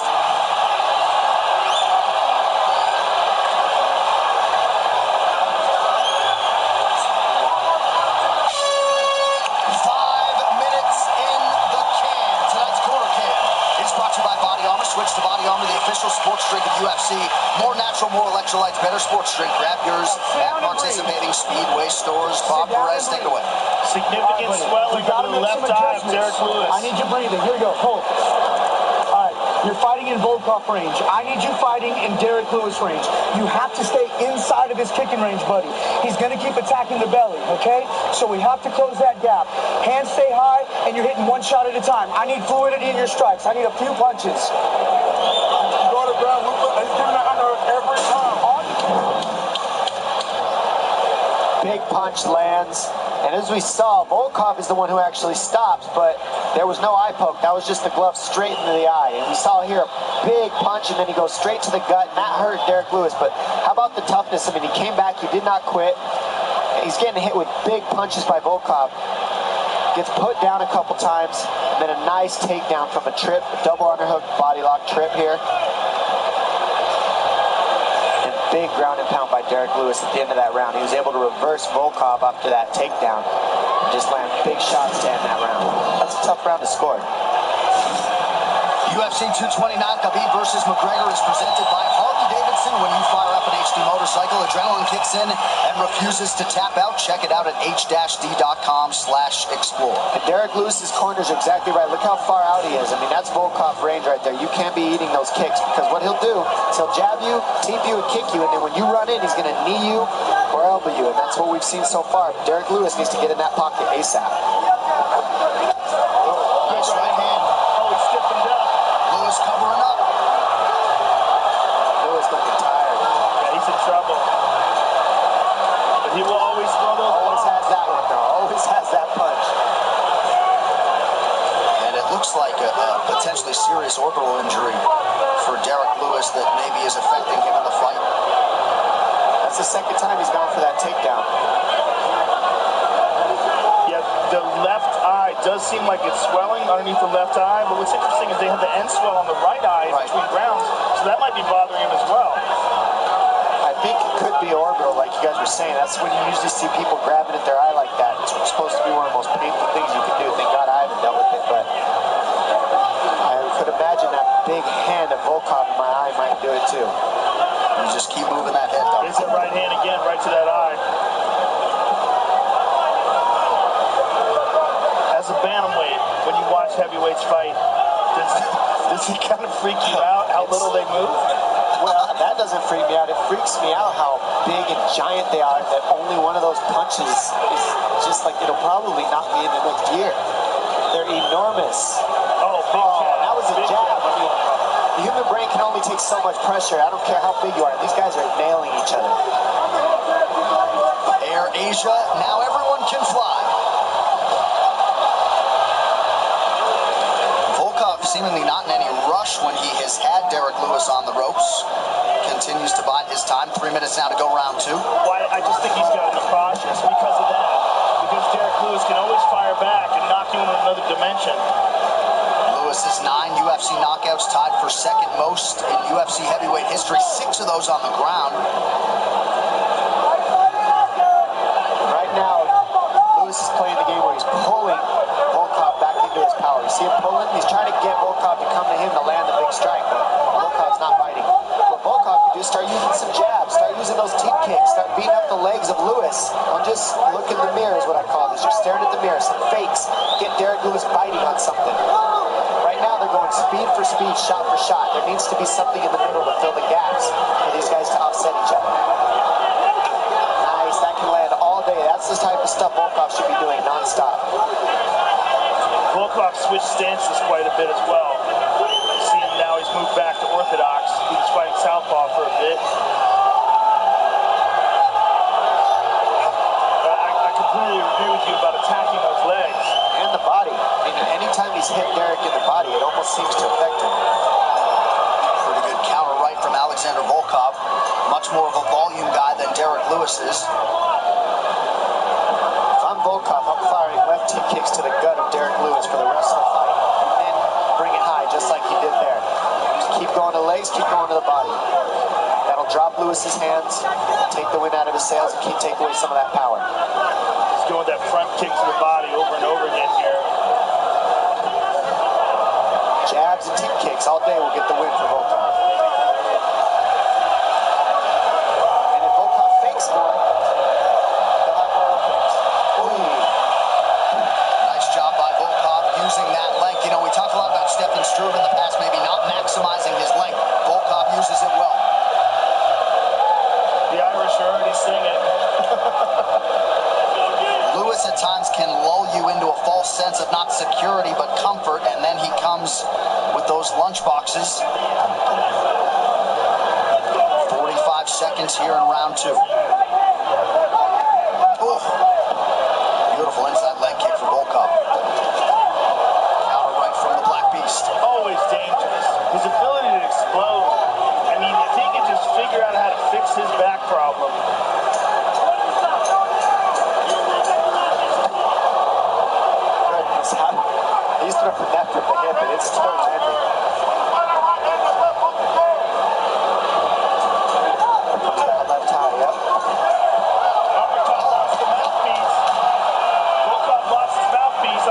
Nina seen it? He's seen it. He's going to pick it up. You put it in, bro. I don't think he knew it was his mouthpiece. Oh, wow. So that is the end of round 2. Tonight's Corner Cam brought to you by Body Armor. Switch to Body Armor, the official sports drink of UFC.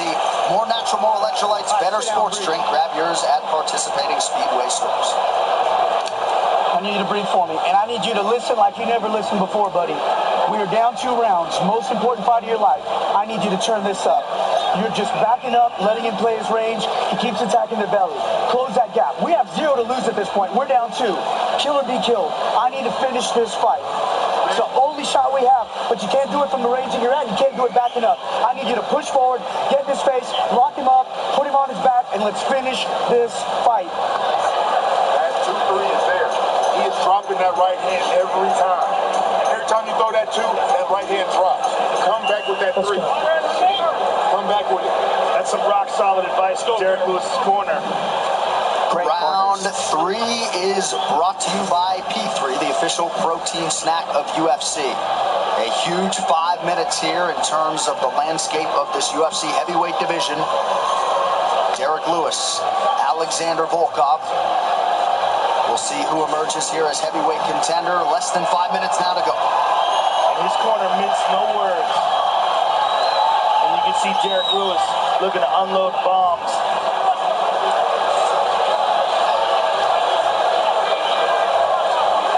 Man, feints would go a long way with these giant gentlemen.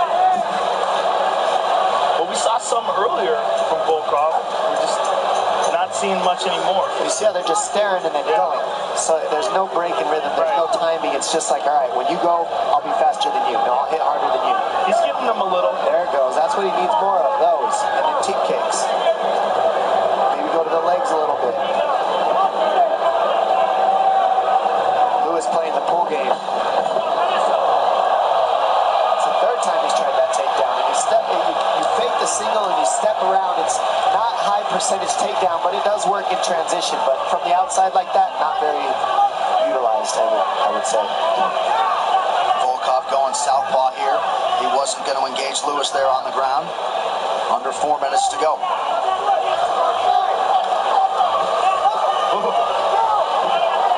Every time Lewis flurries, this building gets ready to crescendo. Nothing doing there, though. And what's funny is you see Derek Lewis control the pace of fights over and over. Right hand behind the ear. Another one for good measure. Lewis able to survive another onslaught from Volkov. Put a chin on Derek Lewis. It looks like he's going to go down and then he just wing an overhand or something out of nowhere. Almost like he's playing possum. Hits the eye again. Just covering up his eye, but it was a punch, according to Herb Dean. Right. And Volkov wisely continues to attack that damaged orbital area of Derek Lewis. Under 3 minutes now to go.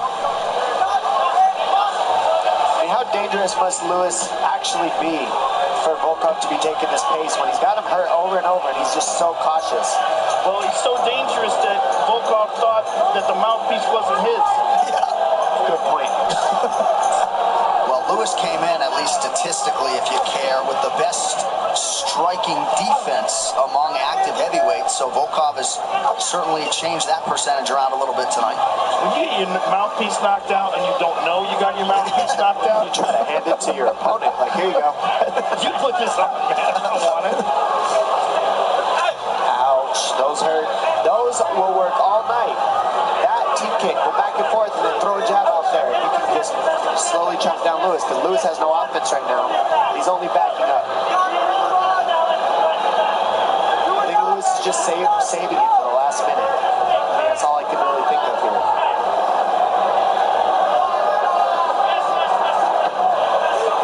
Well, he's just waiting in, isn't he? Yep. He's trying to pull Volkov, but Volkov won't throw anything. He's just kind of waiting for him because he knows Lewis is looking to counter him. So he's just playing the waiting game back and forth. It's counter for counter with these two gentlemen. 90 seconds to go. Oh,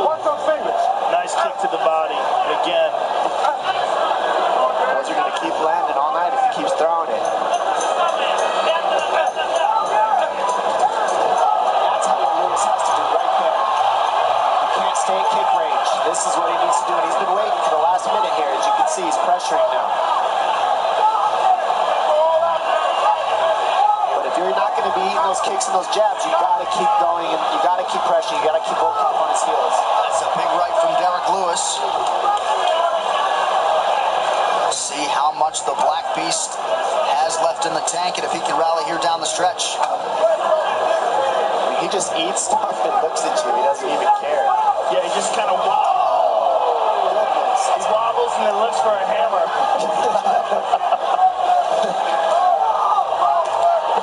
It's so fun to watch, though, because you just don't know what's going to happen. You're exactly right.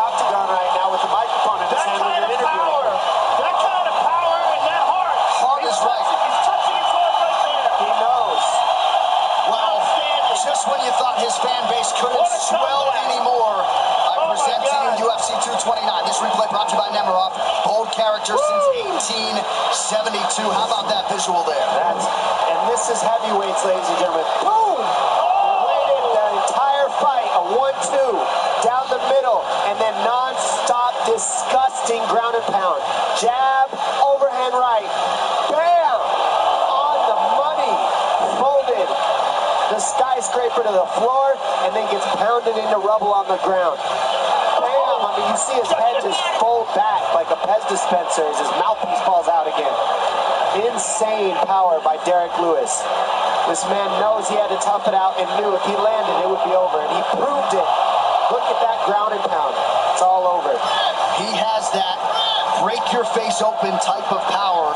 And with respect to Cain Velasquez and everybody else, there may be no more dangerous ground striker at present in this heavyweight division than Derek Lewis. Well, I don't know. Just the amount of power that he has in that core and the way that he throws his punches is insane. I think he just took his pants off in the octagon. That's a new one for me. Look at that. I don't know why he did that, but he did do it.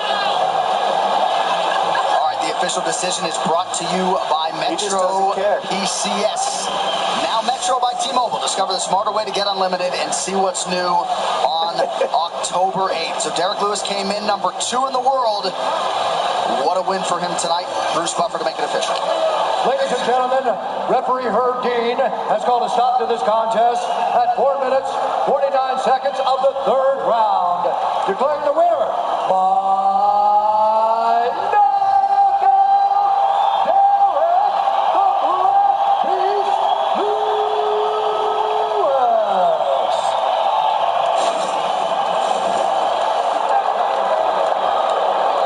I'm here with the winner, Derek Lewis. Derek, why'd you take your pants off? My balls were hot. I understand. Listen, man, what you just did was absolutely phenomenal. That was an incredible comeback victory, and it shows one of the reasons why people love to watch you fight, that you can put it all to bed with one shot. I told them boys, I got number heart. You know, they keep underestimating me. Shit, I ain't all that technical and all that, but shit, I'm getting there. Fuck it. No one will question your heart, sir, after this. Let's take a look at the knockout. This is a come-from-behind knockout, the likes that we haven't seen in a long time. And you were looking for that big haymaker all night. You found it in the last minute of the fight. Talk us through this, Derek. I forgot a few hours before the fight, Donald Trump called me and told me I got knocked this Russian motherfucker out because they're making him look bad on the news. You know, him and Putin and shit. Fuck what they talking about. USA in this hole. Fuck. Listen, Derek, you came into this fight the #2 contender with that knockout. You're absolutely one of the top guys in line for a shot at the title next. So tell us what you think about that. I need to sit my black ass down and do some more cardio. Fuck what you talking about right now. I ain't trying to fight for no title right now. Not with no gas tank like that. Shit. Listen, Derek, you're one of the most entertaining guys in the sport. Congratulations on an amazing victory, and thank you very much for a really, really entertaining fight. Thanks for having me. Hey, maybe next week or sometime or 2 weeks from now, I'm gonna come on your show and smoke some weed with you. Anytime, sir. Anytime. And you got the best Instagram in the game, I'll tell you right now. Derek Lewis, ladies and gentlemen. Well, Houston, Texas has got a heavyweight contender. Epic finish. Pretty epic post-fight interview as well. What we have come to expect from the Black Beast. All right, these fighter stats brought to you by San Manuel Casino. With the most slots on the West Coast, visit sanmanuel.com for all thrill details. And you want to talk about good company with that knockout. Derek Lewis is tied with the former heavyweight king, Cain Velasquez, for the most knockouts in UFC heavyweight history. Absolutely incredible. Derek Lewis gets his 12th UFC win here tonight and puts himself on the short list of heavyweight contenders. Well, as you might expect, the celebs are out here tonight. Mel Gibson was here early for the UFC festivities. Also in the building tonight, Chris Pratt. He's been a staple of these UFC pay-per-views of late. Great to have Mr. Pratt in the building with us here tonight. I haven't recovered yet. I've never had a person take their shorts off and say it's because my balls got hot. He's a genius. He's the greatest. He's a genius. He's such a character. I mean, it's logical. It makes sense if you think about it. The balls that guy has? Yeah. He'll probably get hot quick. If he can't parlay that into an appearance on the Joe Rogan Experience, I don't know what to tell you. That dude can wake me up at 4 in the morning. I'll start the studio up. All right, what is coming up? Brought to you by EA Sports UFC 3. Get up to 50% off, including exclusive in-game content with the new limited-time UFC 3 Notorious Edition, available on Xbox One and PS4 until October 16th. That made my year. It did. That was amazing. That was... The main event fighter arrivals are brought to you by Harley Davidson. You fire up an HD motorcycle, adrenaline kicks in and refuses to tap out. Check it out at h-d.com/explore.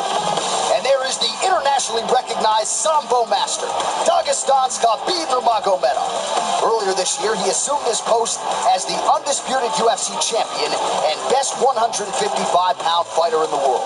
It is a perch to which most thought he would eventually ascend. And tonight, Khabib puts that status and his 26-0 record on the line. And he will do so against the biggest name in mixed martial arts history, Ireland's Conor McGregor.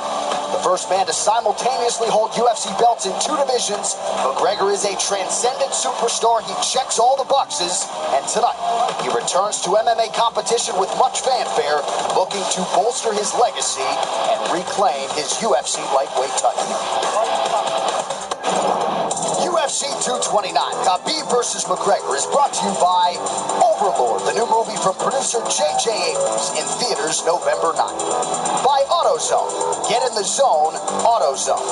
By San Manuel Casino, with the most slots on the West Coast. Visit sanmanuel.com for all thrill details.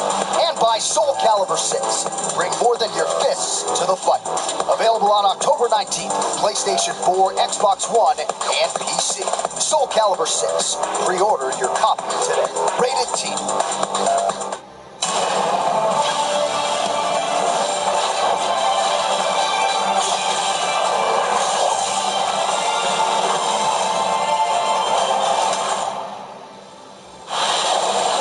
Tonight's locker room shots are brought to you by P3, the official protein snack of the UFC. Back in 2016, Ovince St. Preux went the distance in an interim title fight against John Jones, but his recent form has been some of the best of his career. Tonight, the Brazilian Jiu-Jitsu brown belt and 6-time UFC bonus winner draws the upstart Dominic Reyes, a student of the game who trains under UFC veteran Joe Stevenson. And tonight, on the biggest pay-per-view of 2018, Reyes will look to prove he can contend with the division's elite. Hey UFC Fight Night Moncton, you have Volkan Ozdemir versus Anthony Smith. This dude, Anthony Smith, is on a tear. Big, strong, physical. The legend killer. I mean, 50 seconds for Rashad Evans. A minute and 20 seconds for Shogun Rua.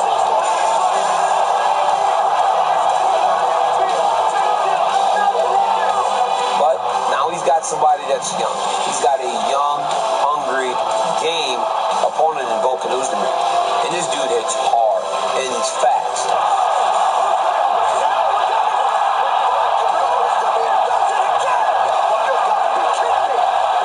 Going to be intimidated by Anthony Smith. He goes and he approaches every fight in the same exact way. This fight is going to be amazing. All right, so this 205-pound division could look a whole lot different by the end of the month. You've got Volkan Ozdemir and Anthony Lionheart Smith. That's a main event October 27th. Tonight, number 7, Ovince St. Preux, facing 12th ranked Dominic Reyes in the division in which they are all still chasing Daniel Cormier. Tonight's crowd shots are brought to you by AutoZone. Get in the zone, AutoZone. All right, the 205-pounders are ready to go. Without further delay, let us get to them. Ovince St. Preux has been there. He has done that tonight. He will try to be the first man to solve the puzzle. That is oncoming light heavyweight force, Dominic the Devastator Reyes. Once just a raw talent, but now a seasoned veteran of the sport, Ovince St. Preux knows what it's like to be the star on the rise. And tonight, he will attempt to halt the undeniable momentum built up by talented light heavyweight riser, Dominic Reyes. Tonight I'm fighting OSP. It's going to be a great fight. It's going to be a slugfest. Make sure you guys don't blink. Definitely excited about fighting Dominic tonight.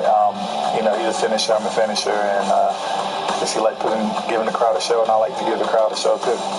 Like his opponent tonight, Dominic Reyes used to star on the gridiron, but the Californian found his true home in mixed martial arts, where his perfect pro record boasts finishes of Joachim Christensen, Jeremy Kimball, and Jared Cannonier, all of them in his first 3 trips to the octagon. I'm different than anyone OSP has ever faced before because I'm a true athlete. I'm the most athletic guy in the light heavyweight division, and when I move, it's a blur. So he's going to have to keep up with this blur. Ovince St. Preux's UFC career hasn't always been smooth, but after finishes of Corey Anderson and Tyson Pedro in his last 2 wins, the Tennessee product has shown that his experience has caught up with the talent, all serving to make him one of the most dangerous men in the weight class. My game plan is you hit me, I'm going to hit you harder. So if I hit you harder, more than likely you're not going to wake up.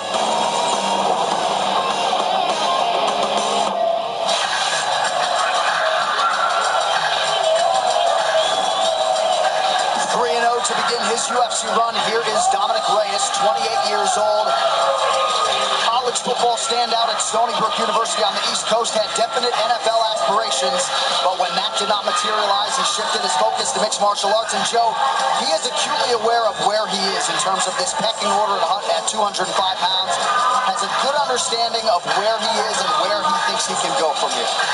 Well, one thing they both have in common is they're both tremendous athletes before they got into MMA. What we're seeing from Dominic Reyes, though, is beautiful movement. I mean, he has really adapted very quickly to MMA. His striking is outstanding. His ability to move in and out and side to side. He's very technical and fluid. He's got great submission skills as well. He's a real hot prospect. Yeah, what I love about Dominic Reyes is he's all offense. He's 100% offense. Now, what OSP and Dominic Reyes can both do, in my opinion, is maybe pick up the defense a little. They both get hit, but they don't care. That's what makes them fun to watch. They're willing to get hit in order to hit you harder and put the offense out there to make it a fun fight. They're not trying to fight safe, either of these guys, and it's going to be awesome. This fighter description brought to you by P3, the official protein snack of UFC. We talk a lot in MMA about a step up in competition, and this is a decided step up in competition for Reyes here tonight. Massive, especially in terms of experience. You're talking about a guy who has fought so many top-level fighters in Ovince St. Preux. He's fought Tyson Pedro, Ilir Latifi, Corey Anderson, Shogun Rua, Jimmy Manuwa. I mean, he's fought really good guys. And, of course, he went 5 rounds with John Jones in an interim light heavyweight title fight back in the day as well.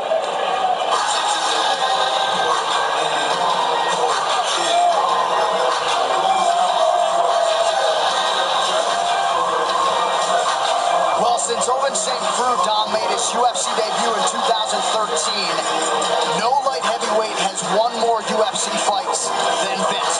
11 UFC wins, and he comes in with a lot of momentum here tonight, trying to make it 5 wins in his last 6. Yeah, he says that he's better at adapting the styles than Dominic Reyes. And he says that this is my 19th fight in the UFC. I started out this thing. I knocked people out. I know where I'm at. I know I belong here. Reyes is still trying to figure that out. He says, I believe I have the advantage on the ground. And you know what? We don't know yet. We haven't seen Dominic Reyes even be forced to grapple yet. So can OSP create those type of exchanges? And if he does, how can he do against Dominic Reyes? Because we've seen him submit various people with various different submissions. Well, Dominic has had one victory over Jeremy Kimball in the UFC with a rear naked choke, but you're right. He prefers to strike. And in terms of experience, there's no competition. As you said, John Jones, he went 5 rounds with John Jones, OSP did. He fought Gilbert Teixeira. I mean, again, fought Shogun Rua. And he's fought a lot of really high-level guys. And we just saw Derek Lewis rally through adversity. That has been a staple of the UFC run of Ovince St. Preux. He has produced wins when he was really up against it during those fights. He has fought with injuries and somehow persevered. His non-UFC finishes, tied with Chuck Liddell and one John Jones for tops all time in this 205-pound division. This is a guy who is all across the light heavyweight record books and still believes at 35 years old that his best days could be ahead of him. Tricky guy to prepare for, the king of the Von Flue choke. This is a fighter that brings a whole lot to the table. Yeah, and as he said, the thing that these two men both have in common is that they were both substantial athletes before they ever got involved in MMA.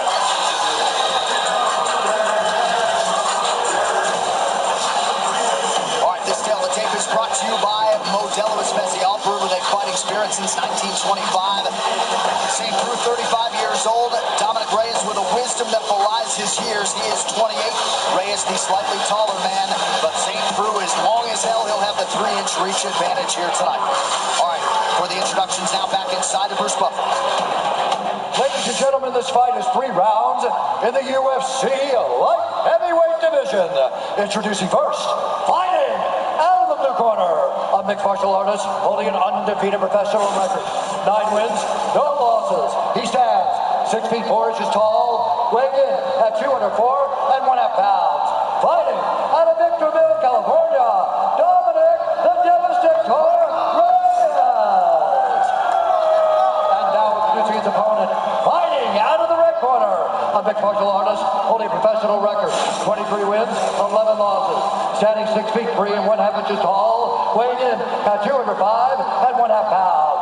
Fighting out of Knoxville, Tennessee, presenting the number 7 ranked light heavyweight contender in the world, Ovince St. Preux.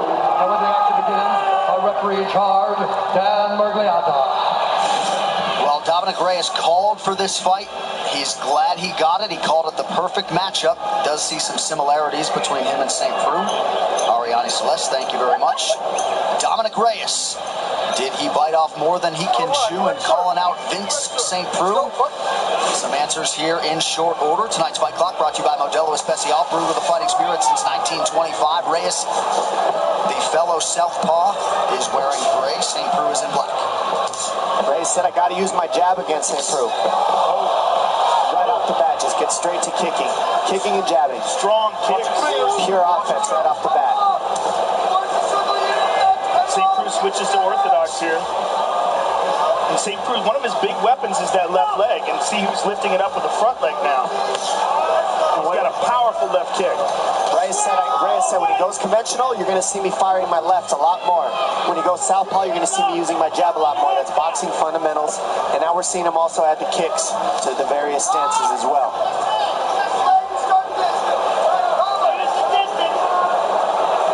Reyes did take second at the 2015 IBJJF Worlds as a blue belt, but really acknowledged that he doesn't have the combat experience of his light heavyweight contemporaries. Nice land there by Reyes. You see, he throws that right hook very lightly to set up the step-in left hand. I mean, he reaches a lot of distance with that left hand. St. Preux just getting out of the way.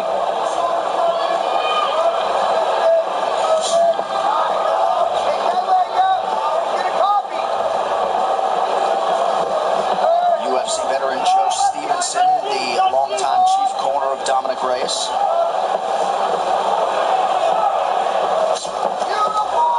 Nice slip by St. Preux. He said most of this camp was rooted in shoring up his defense.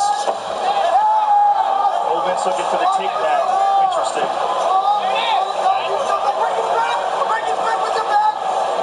The only guy in the UFC to have 2 long flute chokes. Actually has 3. Oh, that's right. He does have Gato Kami. Which is crazy. Oh, it's got to be. We got to change the name. He's got 1, yeah. The fact that we're seeing OSP try these shots tells me that he's not very comfortable on his feet right now. And it's interesting because you don't see him just try outright double legs ever. Takedown attempt again. Reyes showing very good takedown defense. But I think he was just shocked by the output, the quick offense of Dominic Reyes. Looks like he's going to get this double leg here, though. Oh, big elbows. He pulls him off the hip. Those can get ugly sometimes. We see people get knocked out pretty bad with those types of elbows. Nice takedown. Beautiful takedown. That was nice. Reyes right back up to his feet. Look at this. Athleticism that he's showing is next level. That's exactly what he's talked about, making these strikes count.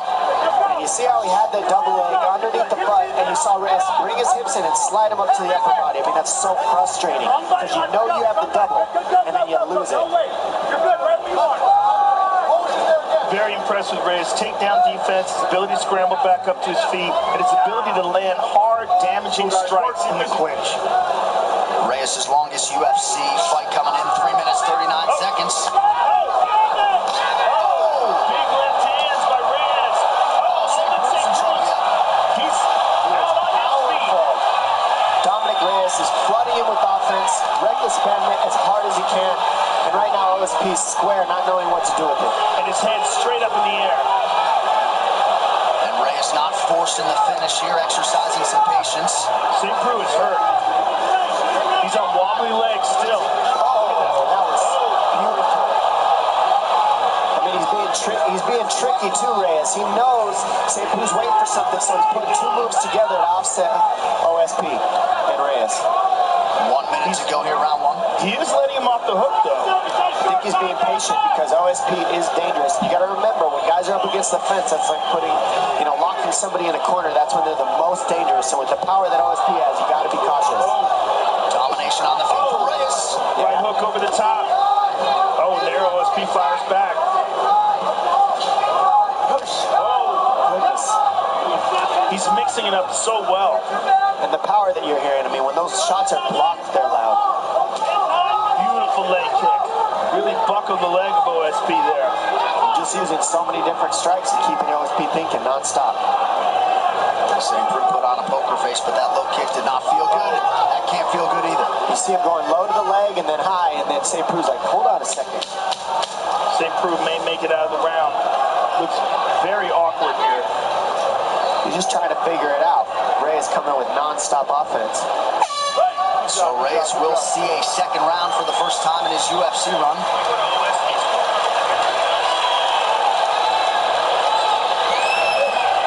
Let's listen into Eric Turner if we could. You're doing a good job on your shots. Just pull the trigger, right? Don't stand in front of him ever. Never, ever stand in front of him. Where are we going to do this round? It's good. Yeah, he's fine. We're going to move our feet, aren't we? Right? Move our feet. Either be close or too far. But none of that in the range, right? Right now we're staying right in his range. We're going to stand there, pop, pop, pop, pop, pop. You understand? What are we going to do this round, okay? Yeah. You're good from the open up. Attack. Yeah, put yourself in position. Dominic Reyes putting on a show. Let's look at these big elbows from the clinch. Hard elbows. Travis Brown style. And look at this left hand over the top. Boom, right hand behind it. Just pure domination by Dominic Reyes. Caught him with the end of the toes with that. Look at all those shots. And how tough is OSP, though? Honestly. Well, that's been a staple of St. Preux's career, that he's been a hard man to break. This is a guy who's headlined for the UFC 5 times. So durable, so strong, always active. OSP is no joke. And interesting that he goes back to orthodox stance. feels more comfortable there. Well, that's his natural stance, and I think that Dominic Reyes is so efficient that he needs to be comfortable with his defense in that defensive stance. Remember, when you switch stance, you have one stance and you have better defense. I think OSP's defense is better conventional. That's interesting because certainly his most potent weapon standing up is either his left hook or his left kick. And that's offense. Air Asia. Now everyone can fly. Look for Reyes to fire more left hands in this round.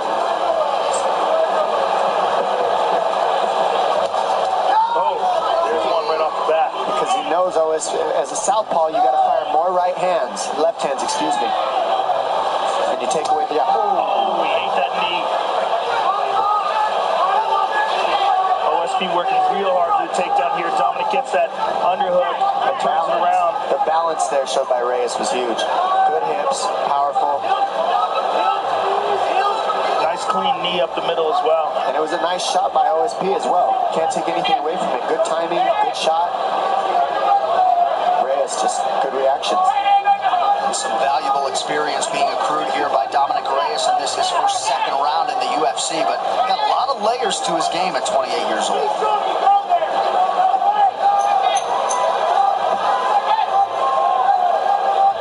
Now this is where guys can be punched in the face non-stop. It takes away the body lock, because you can't squeeze if you're getting socked in the face right here.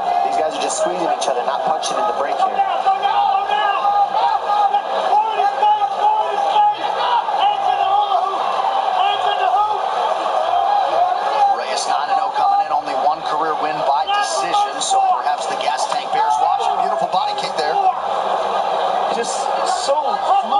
Technique. I mean, he mixes it up so well. He doesn't go to the well too many times with any one thing. He's very diverse in his tactics. Well, I think those that were surprised to see Reyes entrenched as a near 3-1 favorite haven't necessarily been following his career trajectory. Oh! And there you see how dangerous OSP is too. Yeah, from that southpaw stance, there's that powerful left kick. Don't forget, he's just as strong as Reyes, hits just as hard. Just right now, Reyes is putting together the trickery with the offense a little bit better than OSP so far. Yeah, he just has a more efficient and fluid offense, but OSP has dynamic power. And explosiveness. I mean, Reyes is more of a fluidity to his style. He throws 2 punches, ending with a kick. OSP explodes with power and precision from the outside, and he's also tricky too, but right now Reyes is putting combinations together to offset OSP. Significant strikes landed, 74 for Reyes, 12 for St. Preux. And we see Reyes slow down a lot, though, in the second round, and that's going to be a read as the fights move on for him. That's a very good point, because he opened up like a house on fire. Well, that's the adjustments with new guys in these divisions. You got to see, round by round versus each style, what happens to their cardio, what happens to their movements, what happens to their defense and their offense. And right now, both these gentlemen are showing up for us. Also, he's a big 205.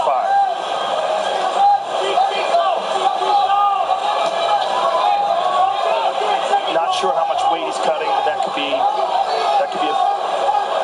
Not sure where that cut came on. OSP's head. When did that happen? What's interesting is you're seeing Reyes stuff shots by just moving. He's not necessarily having to even get in the wrestling scrambles because he's just turning the corner at the right time. There's that left kick to the body again. Look at the takedown defense of Dominic Reyes. St. Preux telegraphed that right hand. Good left to the body by St. Preux. Reyes returned it. These guys are very evenly matched.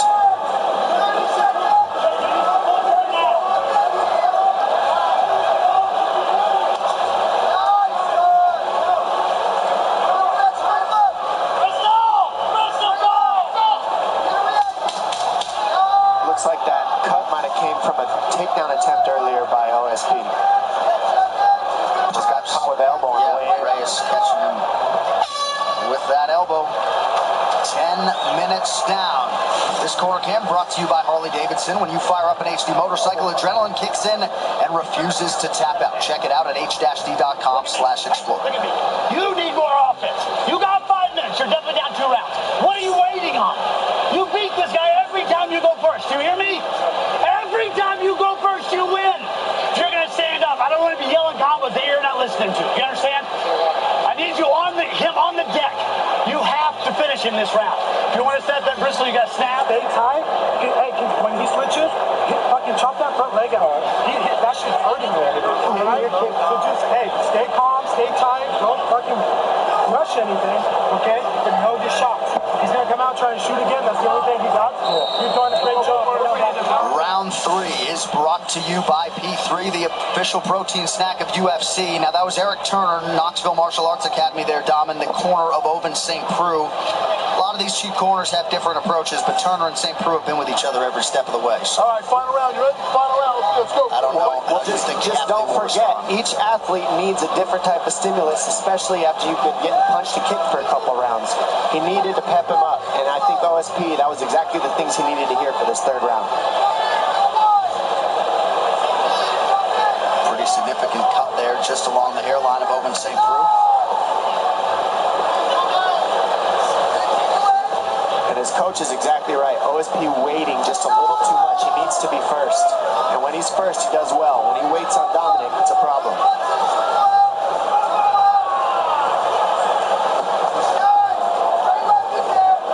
St. Preux continuing to advance. And we see Reyes listening to his corner well, right? When he switched stance, he starts beating up the lead leg. Smart. Good reads.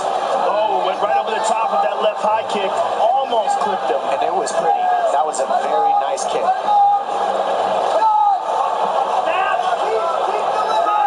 OSP's got to ramp up the volume, though. I mean, he's absolutely down in this fight.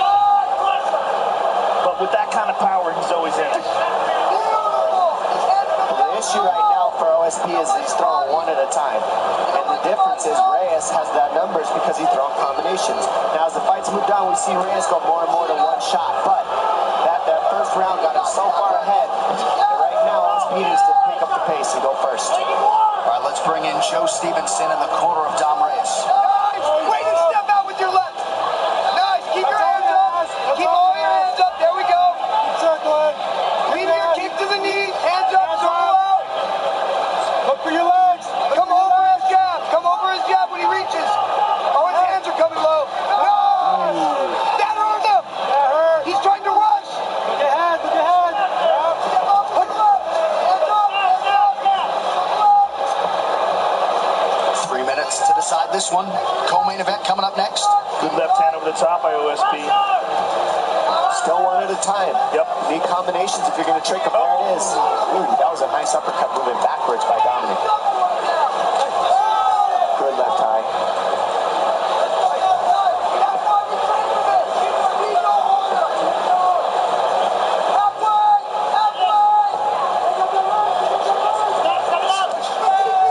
And once again, Reyes strikes first.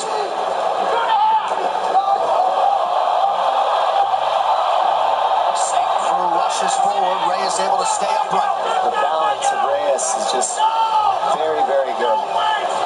Should have been taken down there. Really should have.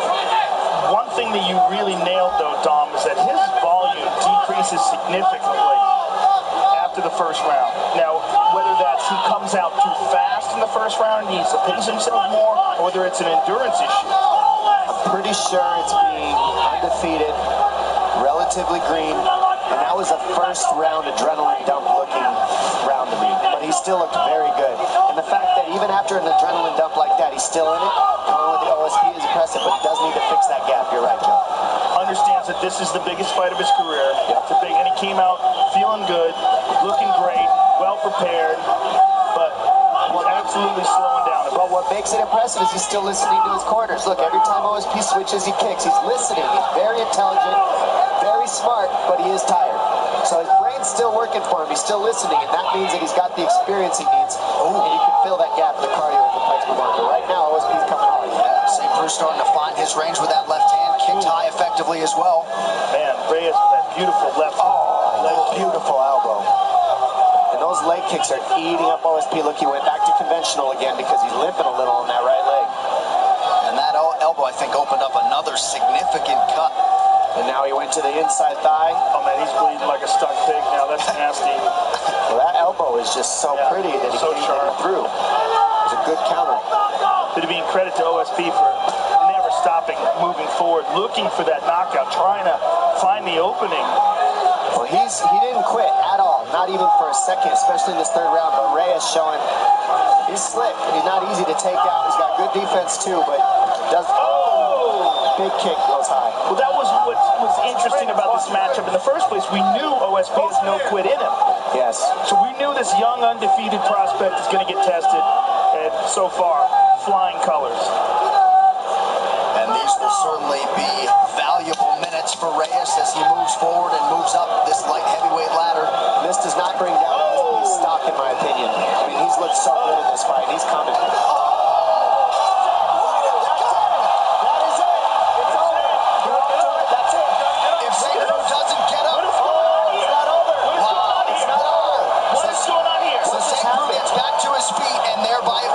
Judges' scorecards. If he was unable to do so, it would have been a TKO at the end of round 3. That's ridiculous. That was the end of the fight. I don't understand that. What just happened? Wow, there was never a horn and there was never a whistle. So why did they stop? Dan Miragliotta was saying you got to get up, but he was walking away. Dominic Reyes was walking away like it was a knockout. Well, I did hear a looks horn. Like it is. Truck's telling me there wasn't a horn. I thought I heard a horn. I thought it was a knockout. Me too. I thought they should have stopped the fight. He was laying back on his back, not defending himself, eyes straight up in the sky. Dominic Reyes walked away as if it was a knockout. It seemed like one to me. I'm confused. I mean, I guess Dan Miragliotta wanted to call it himself, and since he didn't, he said, you got to get up. Right, this replay is brought to you by Nemiroff, bold character since 1872. Look at this. Boom! This is early on. Reyes with the left hand over the top. This is first round action. And here's some nasty leg kicks. Inside leg kick by Dominic Reyes. Here's a nice knee. Trying to stop the takedown. That is the first elbow that landed that caused the cut. There's another nice inside leg kick. Now here, boom, left hand. Now watch, let's listen to this. Because look, he walks away like this fight's over.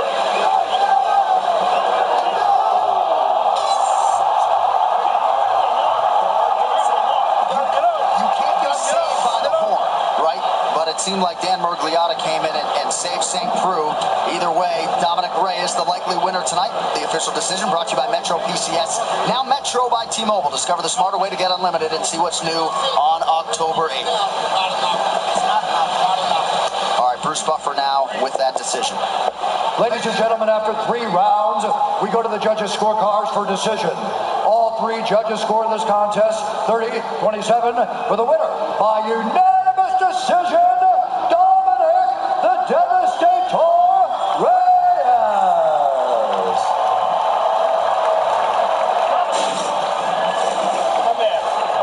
First of all, congratulations, Dominic. There seemed like a little bit of confusion at the end of the fight. We thought you had knocked him out and you were walking away as if you did that. We heard the horn, but Dan Miragliotta was telling him he had to get up or they were going to stop it. It wound up being a decision. Did you feel like it was a knockout? That's a knockout. I mean, what do you guys think? I absolutely think it was a knockout. But that aside, phenomenal performance. You came into this fight 9-0 against one of the top contenders in the division. A guy who went 5 rounds with John Jones. A guy who fought the best of the best. You put on a show tonight. Oh, yeah, it wasn't easy. All respect to Vince. You know, he's a hell of a competitor. But, you know, I prepared hard, worked my ass off. I know where I sit, and I knew I was going to get this win tonight. Well, Dominic Reyes, you came into this fight tonight a prospect. You leave a top contender. That was an absolutely impressive performance, and I think most people think it was a knockout. I hope it goes into the books as a knockout. Either way, amazing, amazing performance. Thank you very much. Thank you, sir. Yeah, get me in the game, man. Come on, let's go. Get him in the game, people. Dominic Reyes, ladies and gentlemen. Well, if you don't know, now you know. Dominic Reyes maximizing the pay-per-view showcase here tonight, and I think we'll find a way to get him in EA Sports UFC 3. I think that's the least of his worries after that. This stat brought to you by San Manuel Casino. With most slots on the West Coast, visit sanmanuel.com for all thrill details. So with that win, Dom Reyes Pettis ties Jan Blachowicz for the longest live active win streak in this UFC light heavyweight division. Well, the A-listers are out here tonight. One of Boston's finest, Matt Damon, is in the building for UFC 229, as is Aaron Paul, he of Breaking Bad fame. Good to have both of those gentlemen with us tonight for UFC 229. All right, coming up next, we will get to the co-main event between Tony Ferguson and Anthony Pettis. What's coming up, brought to you by EA Sports UFC 3. Get up to 50% off, including exclusive in-game content with the new limited-time UFC 3 Notorious Edition, available on Xbox One and PS4 until October 16th. Before you watch the title fight between Conor McGregor and Khabib Nurmagomedov, here's a look at TV's #1 show, The Walking Dead, premiering tomorrow only on AMC. We're building, we're growing, we're getting back a piece of who we used to be. Pleasure, Rick Grimes. Thank you. Famous Rick Grimes. Don't you start today.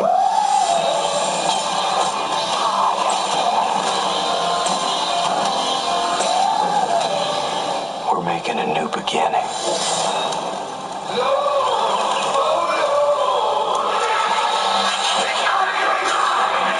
Tonight's crowd shots are brought to you by AutoZone. Get in the zone, AutoZone. All right, just moments away from our co-main event. These fighter rankings are brought to you by EA Sports UFC 3. Get up to 50% off, including exclusive in-game content with the new limited-time UFC 3 Notorious Edition, available on Xbox One and PS4 until October 16th. Joe Rogan, as usual, an absolute murderer's row at 155 pounds. Man, where do you begin with this division? Listen, one of the things that I like about this fight so much is that Tony Ferguson didn't really lose that interim title. He got injured, you know, and he has his chance again to reach contender status. But look at this division. Dustin Poirier has looked outstanding. Eddie Alvarez is always a murderer. Anthony Pettis and Tony Ferguson, we're going to get to see that fight now. Conor McGregor's going to fight Khabib Nurmagomedov next. Oh, we're in heaven, baby. All you can handle, bro. The best is yet to come. Well, embrace the chaos has been the mantra of Anthony Pettis in advance of this fight with Tony Ferguson. El Cucuy will gladly go along with that approach. Few men are better than he is in the eye of the storm.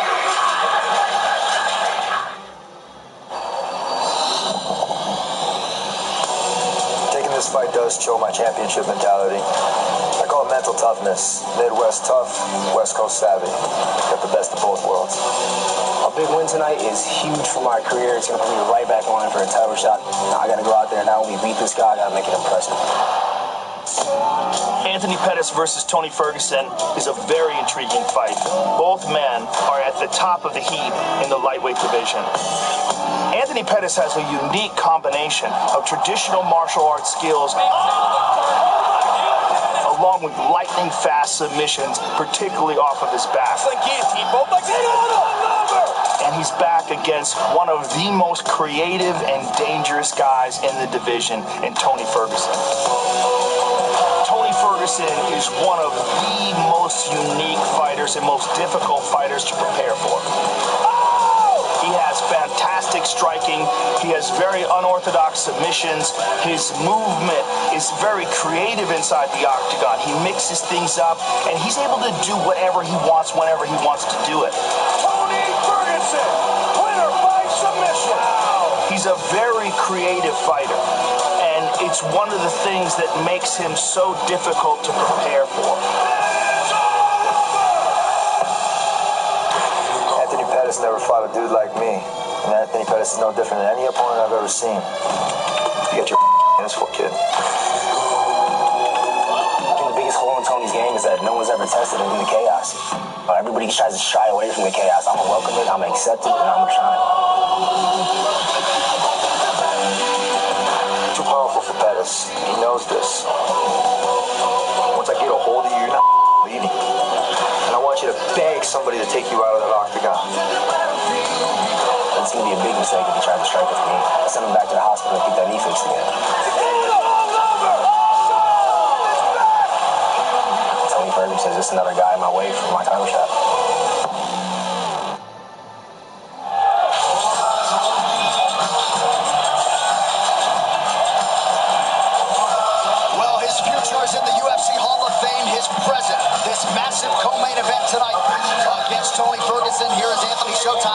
Joe, he really has taken his training approach back into his own hands, trying to get back to the fighter that realized the UFC title 5 years ago. Well, he feels like he fixed something that wasn't broken.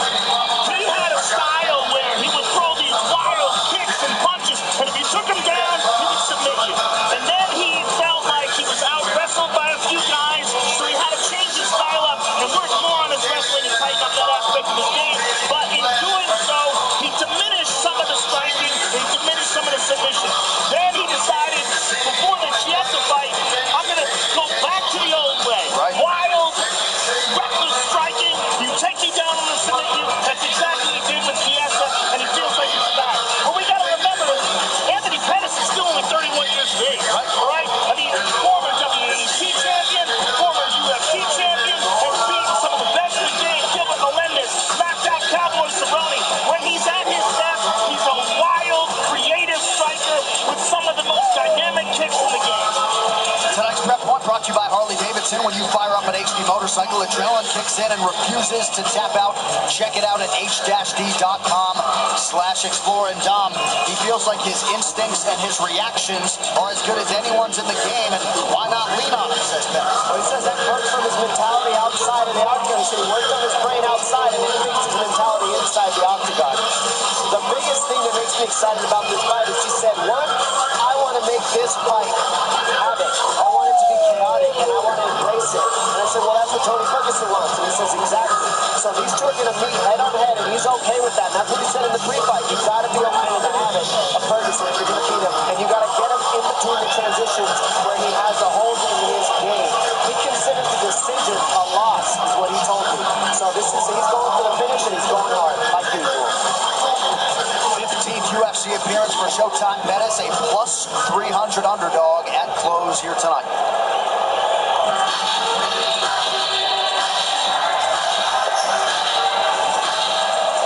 And time now to welcome back a man with one of the best lightweight resumes in UFC history, the first and as yet only man to put together a 10-fight winning streak at 155 pounds. Khabib has won 10 in a row. A couple of those were catchweight fights.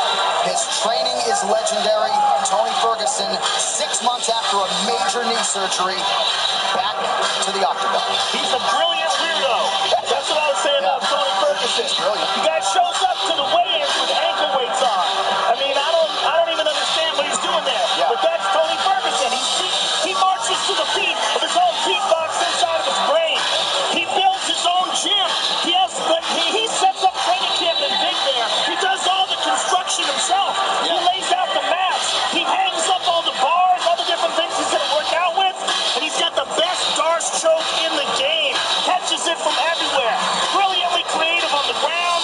Brilliantly creative standing up. He's a very, very interesting guy. What you said about Big Bear attests to the fact that he prepares cardio, strength and conditioning to the max. He believes, I already know how to fight. I'm going to do the technique. That's the easy part. The one and only thing I can control is whether I get tired or not. So I simply won't ever get tired. And therefore my technique will always be there because that's what I do. I fight. That's what's in my blood. That's how I train. My reactions will be there if I don't get tired. But if I get tired, it doesn't matter. Conditioning can make a coward of us all. He lives by that. And he focuses on it. And then in there, he's sharp because he knows there's nothing he can do that's going to stop him other than he putting his lights out. He hasn't had a sip of alcohol since February. He feels like that has him in the best shape of his life. And you're right, Dom, that ability to push himself and push himself past his limits is what he believes sets him apart. You might be looking at the most exciting fighter pound for pound in mixed martial arts today. All right, this tale to take brought to you by Modelo Espezie, all brewed with a fighting spirit since 1925. Ferguson, 34 years old. Incredibly, Anthony Showtime Pettis still just 31. Ferguson, the slightly taller man, he will have a 4-inch edge in reach. All right, now to get you started for the co-main event, here is Bruce Buffer. Ladies and gentlemen, this is the co-main event of the evening. Sponsored by Motel 6. When you're ready to tap out, book online at Motel6.com. We'll leave the light on for you. And Nemerov, bold character since 1972. And now, this fight is 3 rounds in the UFC lightweight division. Introducing first, fighting out of the blue corner, a mixed martial artist holding a professional record. 21 wins, 7 losses. He stands 5 feet 10 inches tall, weighing in at 156 pounds. Fighting out of Milwaukee, Wisconsin, presenting the former WEC lightweight champion and the former UFC lightweight champion, presenting the number 8 ranked lightweight contender in the world, Anthony Showtime Pettis. And now introducing his opponent, fighting out of the red corner, a freestyle fighter holding a professional record, 24 wins, 3 losses. He stands 5 feet 11 inches tall, weighing in at 155 pounds. Fighting out of Orange County, California, presenting the former interim UFC lightweight champion and the number 2 ranked lightweight contender in the world, Tony El Cucuy Ferguson. And when the action begins, our referee in charge, Jason Herzog. Jason Herzog, our referee. Brittany Palmer, thank you very much. Ready to go here, round 1 of 3 in this co-main event, to be followed by Khabib Nurmagomedov and Conor McGregor. Tony Ferguson back on that UFC canvas for the first time in about a year, taking on Showtime Pettis. Tonight's Fight Clock brought to you by Modelo Especial, brewed with a fighting spirit since 1925.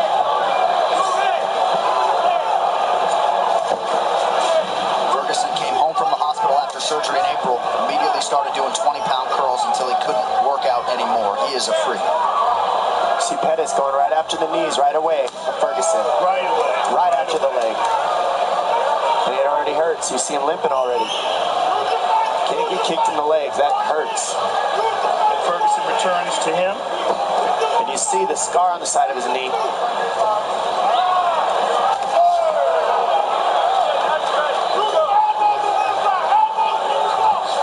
Going right after that leg. It seems like Ferguson's limping a little bit on that leg. It looks like it hurts. You just got kicked in it very hard. Well, you got to realize when you're talking about 6 months from a catastrophic knee surgery like that, I mean, completely detached from the bone, massive scar, you got to wonder if it's 100%. It's only been 6 months? Yeah, April. Injury was April 1st. Well, Dom, you're a guy who's come back from multiple surgeries. You know how long it takes. It's very rare that someone can come back from a gigantic knee surgery and be 100% after 6 months. Well, 6 months is a ridiculous time frame, I'll be honest. It takes at least 9 to get as strong as you need it. So the fact that he's pushing the pace like that is pretty crazy. Nice stick. And I don't like the way he's moving. It looks like it's hurt. They might have rushed it, but we don't know. Yeah, we don't know. That with Ferguson. Right, it could have been the kicks that Pettis landed. Because he looks good now. Or it could be that it's hurt. The biggest thing Ferguson said he wanted to do was utilize his jab in this fight. That was going to be the biggest problem for Pettis. And what's cool about it is he switches and he's got a really good southpaw jab and a really good conventional jab. Oh, he can absolutely fight from anywhere. The question is, did he give himself enough time to recover from the surgery? And he did no physical therapy. He took his recovery into his own hands. None. I don't know what to say about any of that. I honestly have no words for that. Don't shoot the messenger. He's crazy. I'm not shocked. Yeah. But I mean, he's brilliant in that regard. Correct. That's his own way.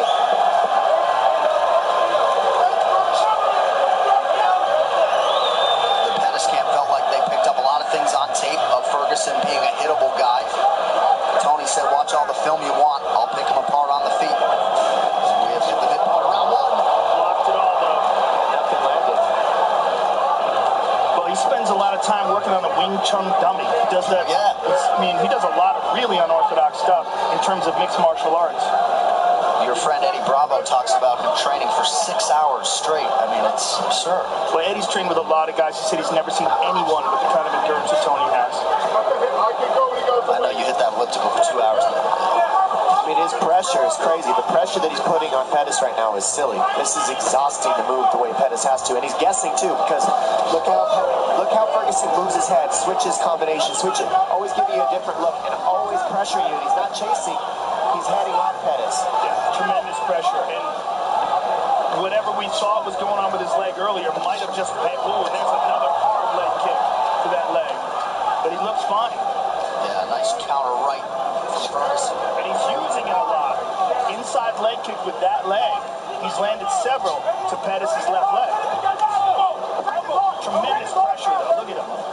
Pettis doing a good job seeing everything. The only thing that worries me is moving back this much is exhausting if you're Pettis. That pressure is just ridiculous. And he's got to clinch him or do something to deal with the pressure. Go to the body of Ferguson, fake a shot, throw uppercut, throw knee, something. Because right now, Ferguson is just on it. All over him. Front kick to the body. Inside leg kick again. I mean, he is just smothering Pettis. Pettis just can't get any space. It's basically keeping him in a phone booth by heading him off. And he's slowing down. You're seeing Pettis' punches coming slower. Well, the key is what Ferguson's doing game plan-wise is now Pettis doesn't have his trickiness. He can't make reads. He can't have timing because he's moving back the whole time. Nice left hand there, stuck by Ferguson. Beautiful uppercut. And look at him, walking him down, talking to him.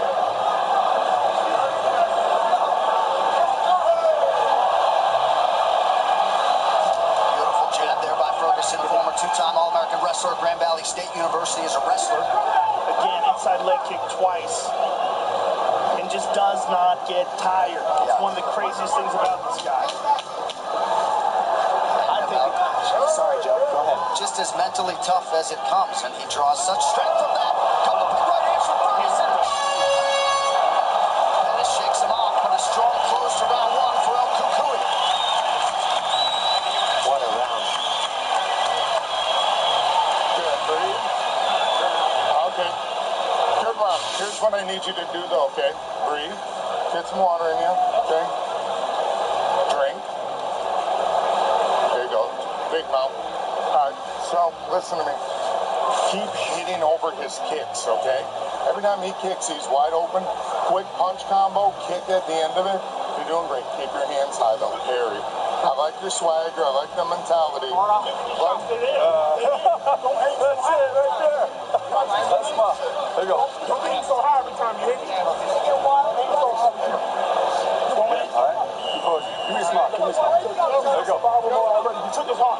Put the press on. Head movement. Head movement, the final thing in terms of the messaging from the Ferguson corner. Round two here.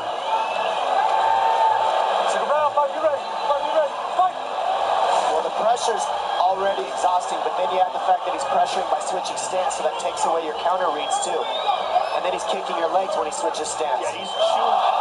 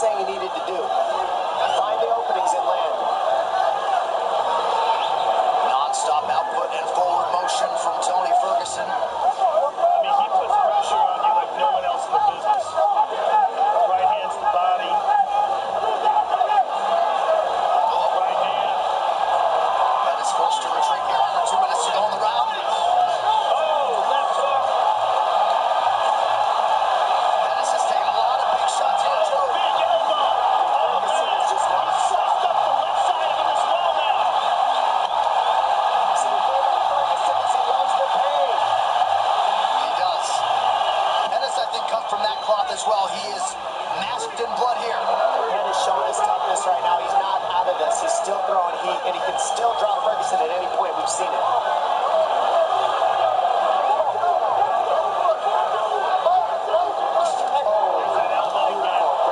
Slip over the top with an elbow. There's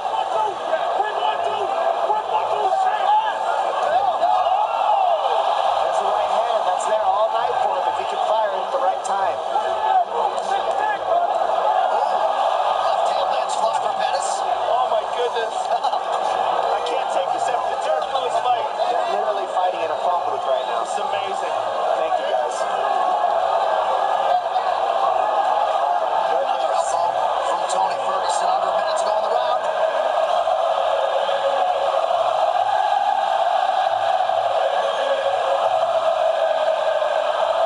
These guys are just exchanging in the corners.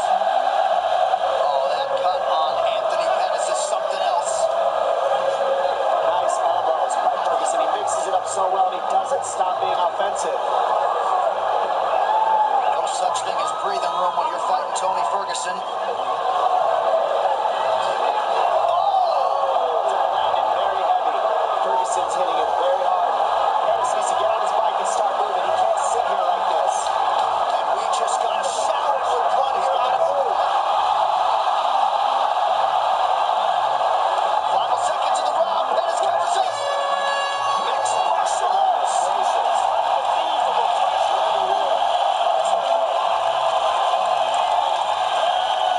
UFC 229, Khabib versus McGregor, is presented by Harley-Davidson. When you fire up an HD motorcycle, adrenaline kicks in and refuses to tap out. Check it out at h-d.com/explore.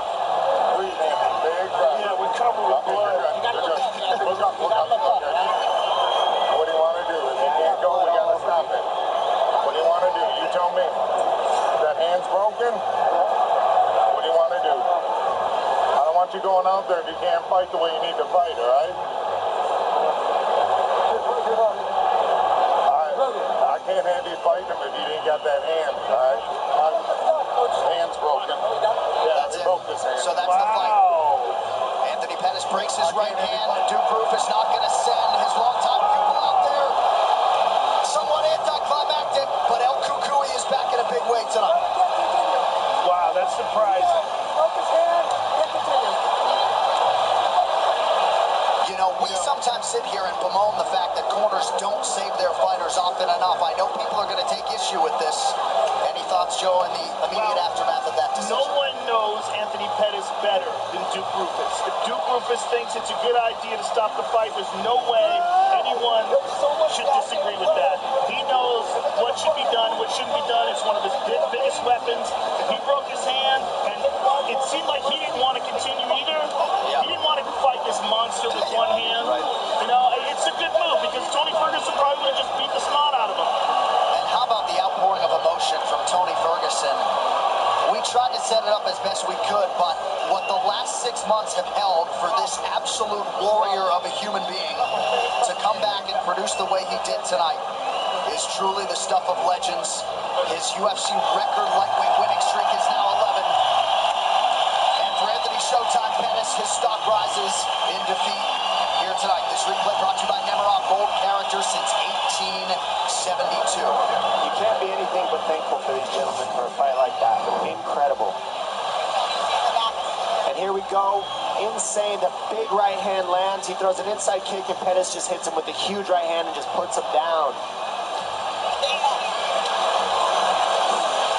Then here you see he's cut and he's finally just like, yes, this is what I wanted.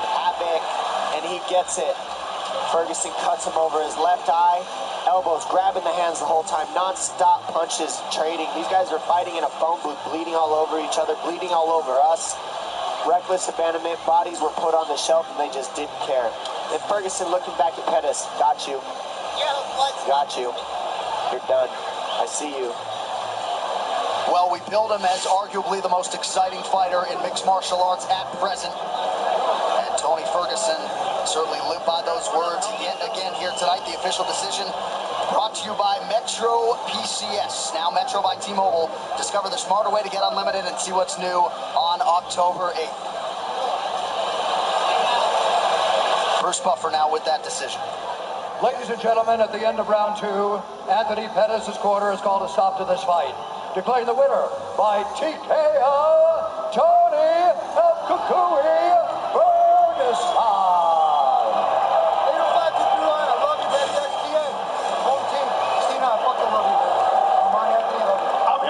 Tony Ferguson. First of all, Tony, welcome back and thank you for an amazing performance. That was incredible. What a wild fight for as long as it lasted. Where you at, McNuggets, you fucking piece of shit? I'm gonna kick your ass. If fucking Khabib don't do it, I will. Son of a bitch, I'll give you a proper ass whooping any day. Let's get back to the Pettis fight, because that was a wild fight, man. First of all, what a quick turnaround from your knee surgery to come back. Was there any concern at all that you would rush this? No, man. No. Now, you fought one of the best strikers in the division, walked him down, but you did get clipped at one point in the fight. How bad were you hurt? I had fucking fun in there. Nobody was gonna take this fucking time from me. I went in there and act like it was sparring. I missed this shit for 1 year. You fucking fans are fucking amazing. I love you. I'm not gonna talk no more. I'm done. Thank you, Joe. Thank you, UFC. I'm fucking back. Thank you, Tony. Tony Ferguson, ladies and gentlemen. Tony Ferguson back in a big way tonight. That post-fight interview brought to you by EA Sports UFC 3. Get up to 50% off, including exclusive in-game content with the new limited-time UFC 3 Notorious Edition, available on Xbox One and PS4 until October 16th. Joe Rogan. First of all, Anthony, thank you for a wild fight for as long as it lasted, and it looked like you were having a great time out there. Hell yeah, I had a fucking great time. I'll do it again. I broke my fucking hand. The one I hit him with, broke my fucking hand, man. So I tried to put him away. It started hurting when I was throwing it, so I lost a big weapon in there. But no fucking excuses. Tony's a fucking tough Mexican, bro. Thanks for the fight. Well, listen, this was the old Anthony Pettis. You came out wild. You came out creative. You clipped him. You had him hurt at one point in time. That's a tough guy, bro. I hit him with the right hand. I felt my hand shatter. I'm like, shit, you know, I should have choked him out, but he's a soldier, bro. I tested that leg. His leg, he withstood it, but I just tried to put on the show for all the fans and have a good time doing it, man. So thank y'all for coming here, bro. Had a great fucking time. Can't wait to do it again. Thank you, Anthony. Thank you for an amazing fight. Anthony Pettis, ladies and gentlemen. Gotta think some bonus money will be coming the way of Anthony Showtime Pettis and Tony Ferguson after what they produced here tonight for mixed martial arts fans around the world. Well, there he is. The two-division champion, UFC light heavyweight and heavyweight king at present, our broadcast partner, Daniel Cormier. And how about the four-time major winner, Rory McIlroy, out to support Conor McGregor here tonight. Mr. Lomachenko in the building as well, one of the best pound-for-pound boxers in the world, taking in UFC 229 here tonight. That is the back of my shirt right now. So we are covered in blood, lathered in blood, and I don't mind it. I don't mind it. I don't know. It's all over my notes. It's because he was turning his head away, shying from the scene. Yeah, Like, right. no, nobody watch. What a fight. I am never washing this shirt. Never do it. All right, straight ahead. The main event the world has been waiting for between Khabib Nurmagomedov and Conor McGregor. What's coming up? Brought to you by EA Sports UFC 3. Get up to 50% off, including exclusive in-game content with the new limited-time UFC 3 Notorious Edition, available on Xbox One and PS4 until October 16th. Well, as some of you may know, the movie Overlord is hitting theaters November 9th. Take a look. The most dangerous opponents are not the ones with the best moves.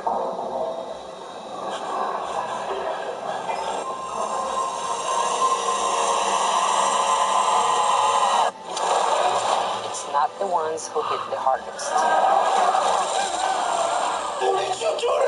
Some questions aren't good answers. That's weird. The most dangerous opponent are always the ones who get back up. No matter how hard you knock them down. We have to do this!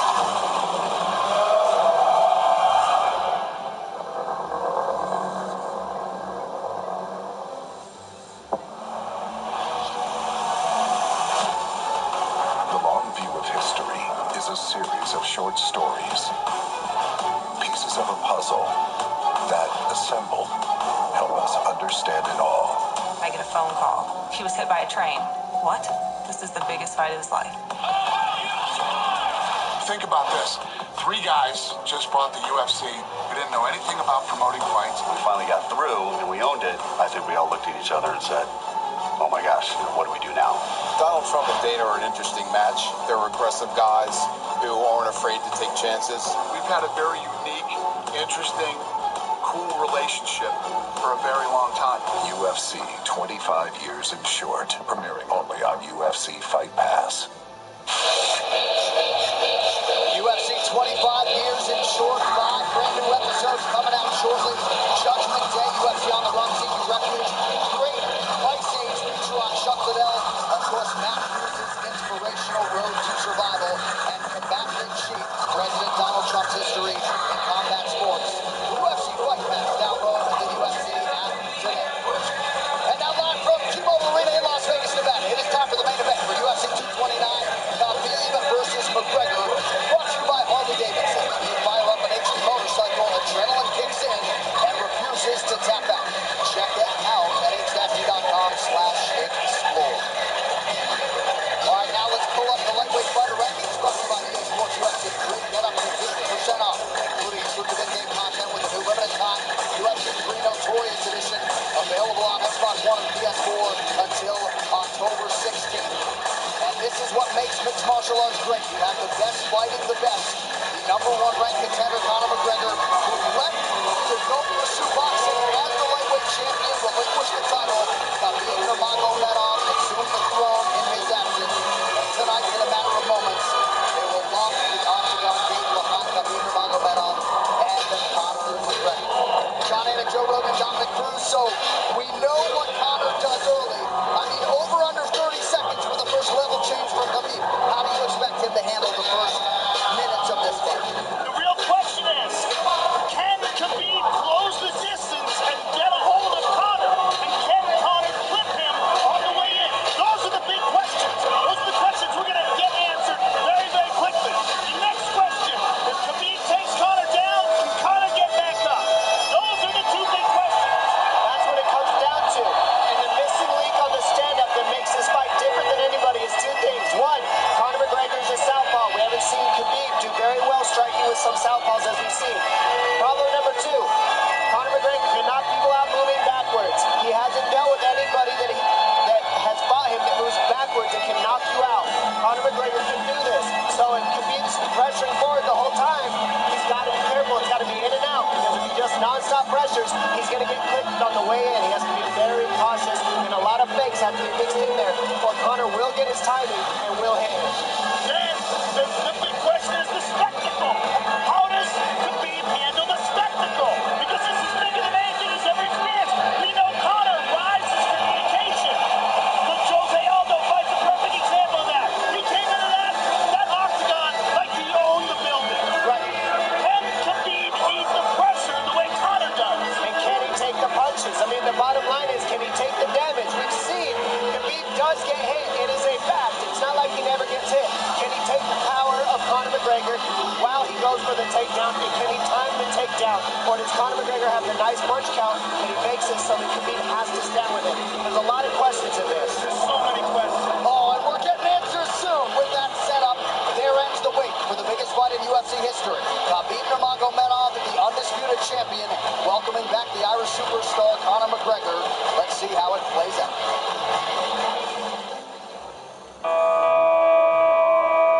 Khabib Nurmagomedov versus Conor McGregor is one of those fights where the moment it gets announced, you get goosebumps and you go, whoa, here we go.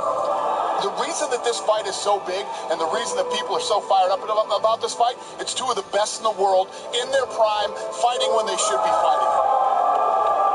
This fight shows you the type of man that Conor McGregor is. He said, I want the toughest challenge available. I want the one that everybody says I can't win.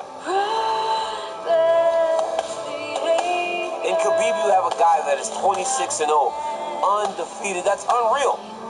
At 26 wins, guys tend to make mistakes. Khabib has never done that. This is the most intriguing stylistic matchups, and without a doubt, the biggest fight in the history of the lightweight division, and in my opinion, the biggest fight in the history of the UFC.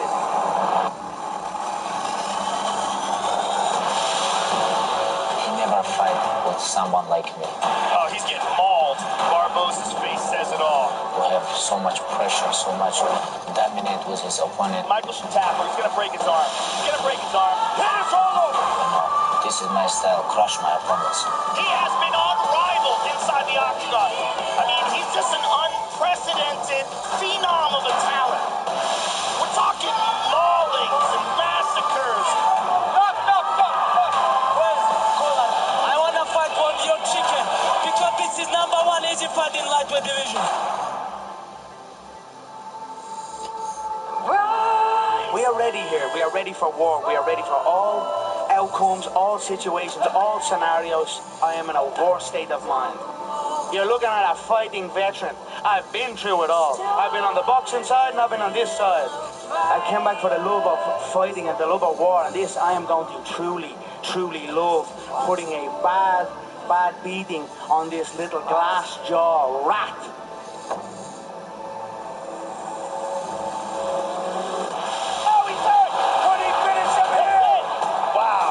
Has been never taken from my waist, so they've got to build up these fake champions. But here I am, returned to take back my throne. I know he is afraid of a smack, and if you're afraid of a smack off me, a smack will feel like a double-barrel shotgun. Oh! He slapped him! What you gonna do if you don't knock me out? You have to knock me out first or second round. What you gonna do? I'm gonna keep going. If you don't knock me out, it's gonna be a very long night to him. Trust me, mate. I'm ready for a long night. Now you're up on the real hill.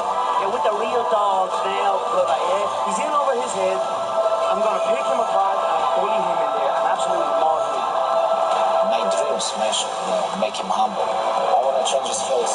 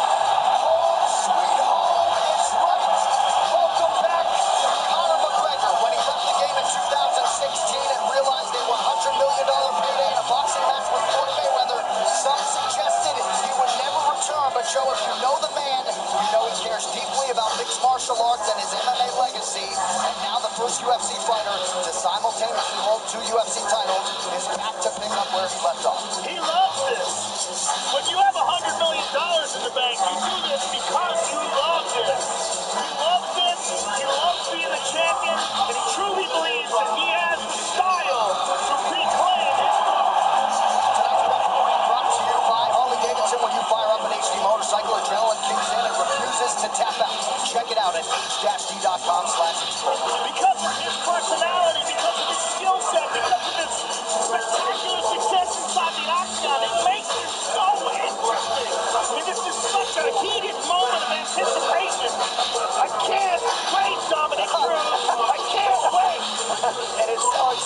be here in the game to call this fight because every single ounce of this is going to be technique at the highest level.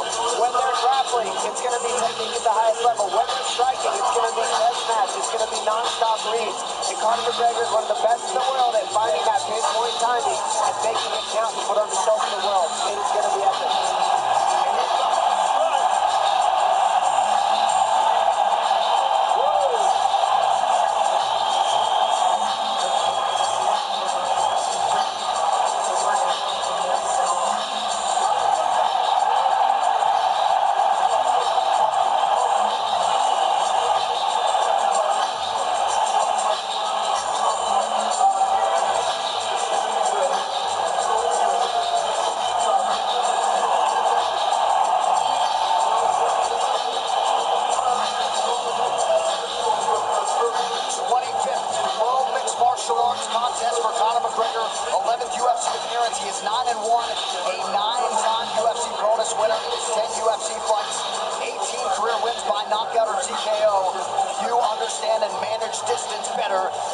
Notorious Conor McGregor.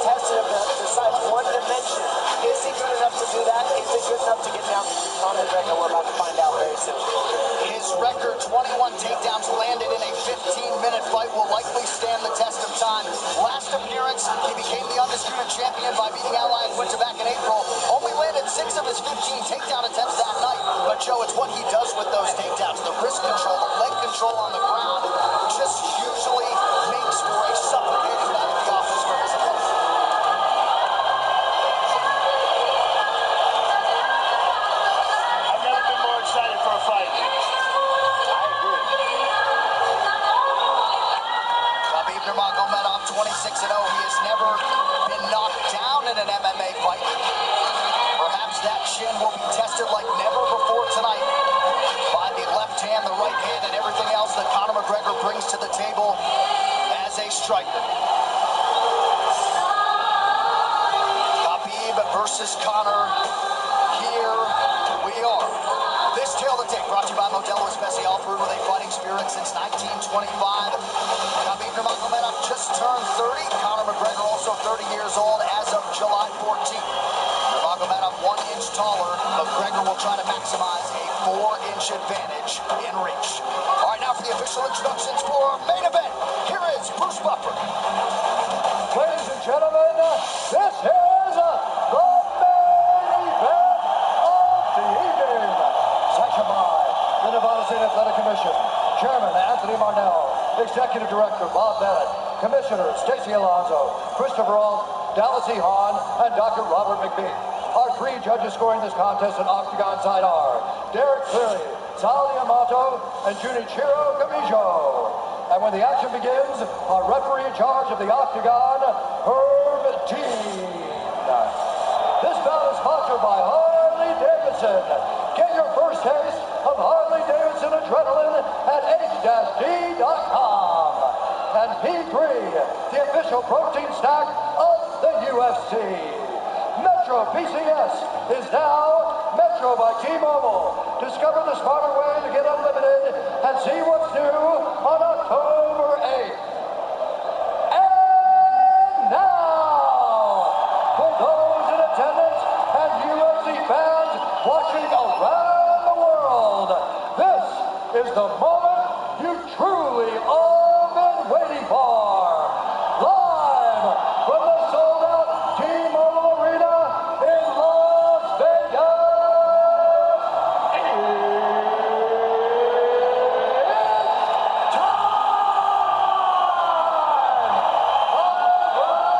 For the undisputed UFC Lightweight Championship of the world. Introducing first, fighting out of the blue corner, a mixed martial artist, holding professional record, 21 wins, 3 losses. He stands 5 feet 9 inches tall, weighing in at 154 and 1/2 pounds.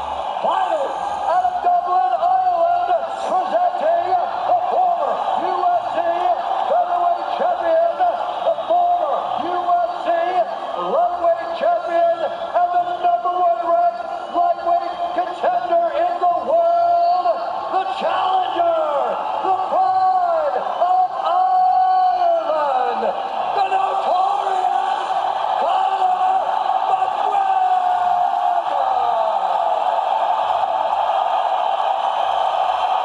And now introducing the champion, fighting out of the red corner, a mixed martial artist holding an undefeated professional record, 26 wins, no losses. He stands 5 feet 10 inches tall, weighing in at 155 pounds. Fighting out of Dagestan, Russia, presenting the reigning, defending, undisputed UFC lightweight champion of the world, Khabib, the Eagle, Nurmagomedov.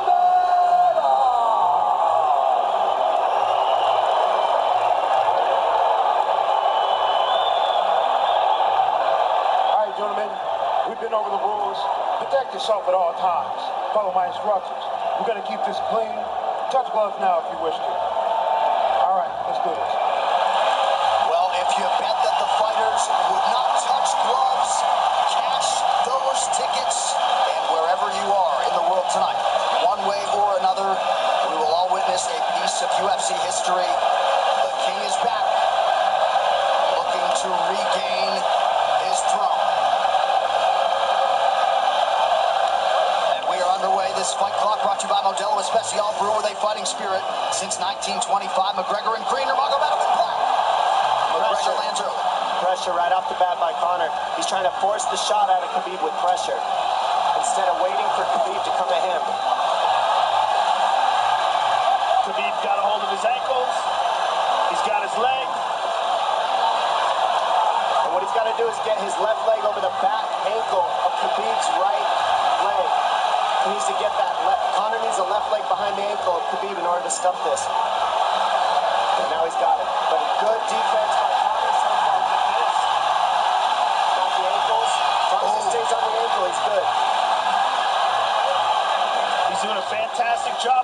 trending. Look at him spinning around.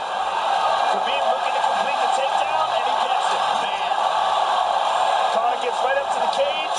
Let's see if he can get back up to his feet. This is one of the big questions. He's got his feet tied up well. Look how good Khabib has done a job of wrapping those two legs up together. This is what he does to everybody he fights. He crosses your legs, and now if your legs can't get away, then you can't get up. You're pinned to the floor.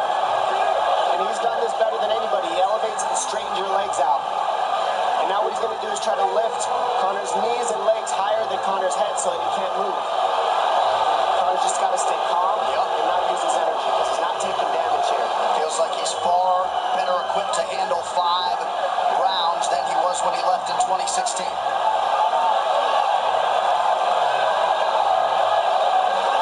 Khabib does such a good job of wrapping those legs up, extending them and wrapping them up so you can't get them out from under you. Never seen anybody be able to straighten a leg out like that. The way he hangs, and he almost knee bars you by collecting your heel up. It's just different how he holds you there. Most people can get away when you do that, but when Khabib grabs your legs, he just keeps them. Yeah, he's doing it again. Look at him pinch those legs He does together. it different. They cross every single time. He crosses them over each other. He's just so good at squeezing.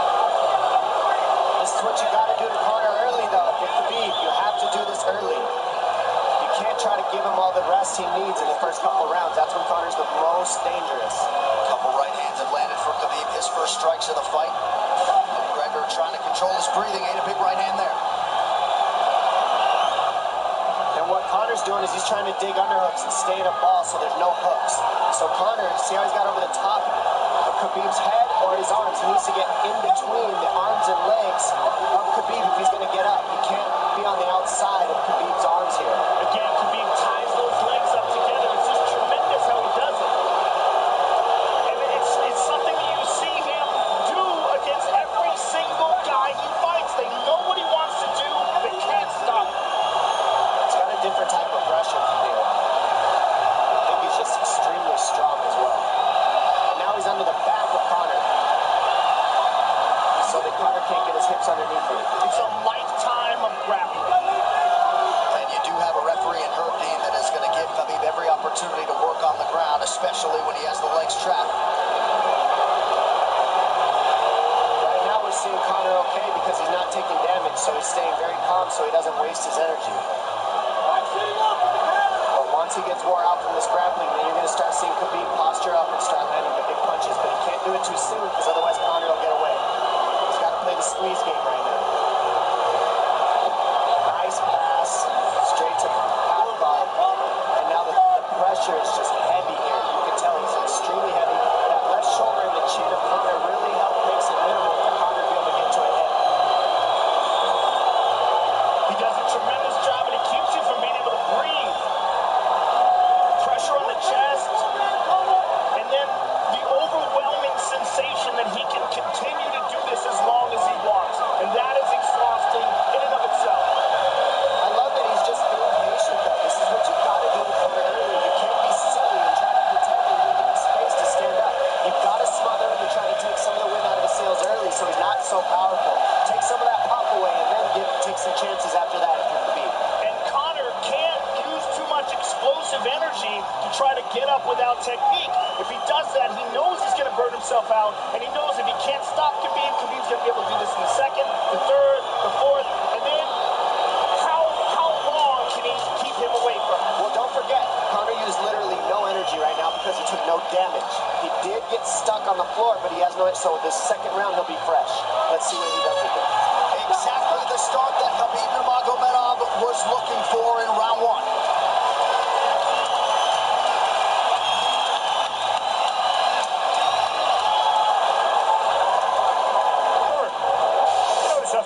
Slower as the rounds go on. That was his absolute best.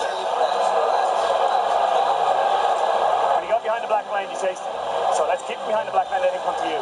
Your left hand will be there. Sting him, circle him off. He's doing a lot of work circling around. When he's in range, pop. Perfect.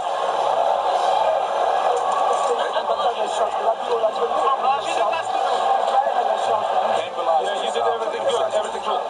How are you feeling? How are you feel so? Keep your chin down,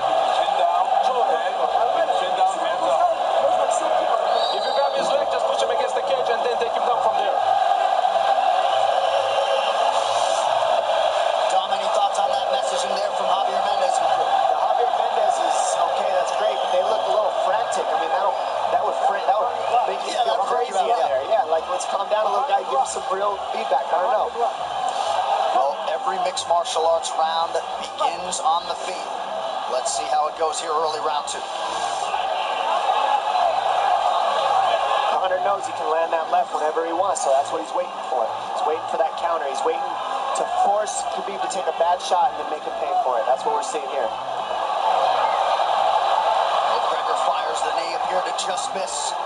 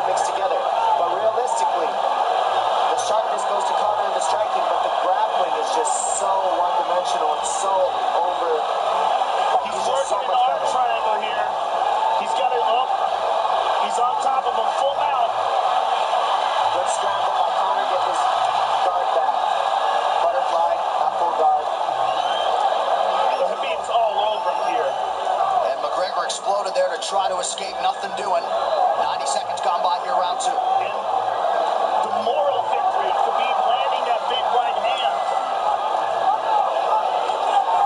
Oh, big ground and pound.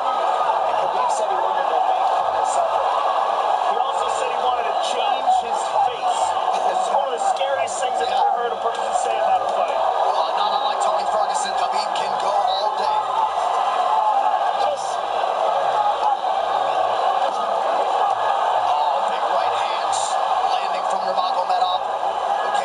Unquestionably in the best shape of his life.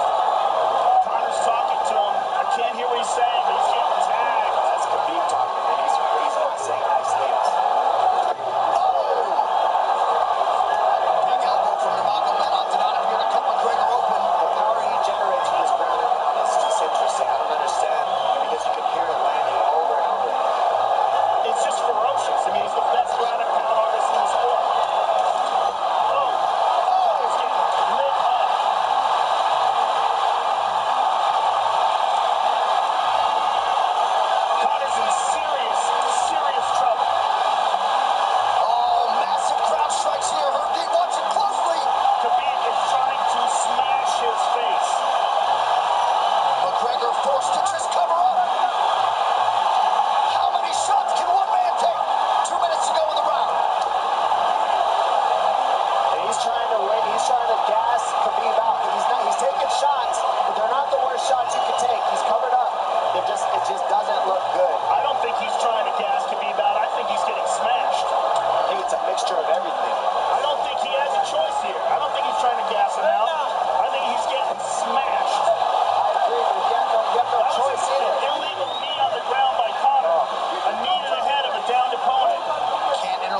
In the fence. McGregor got away with that one, still doing it.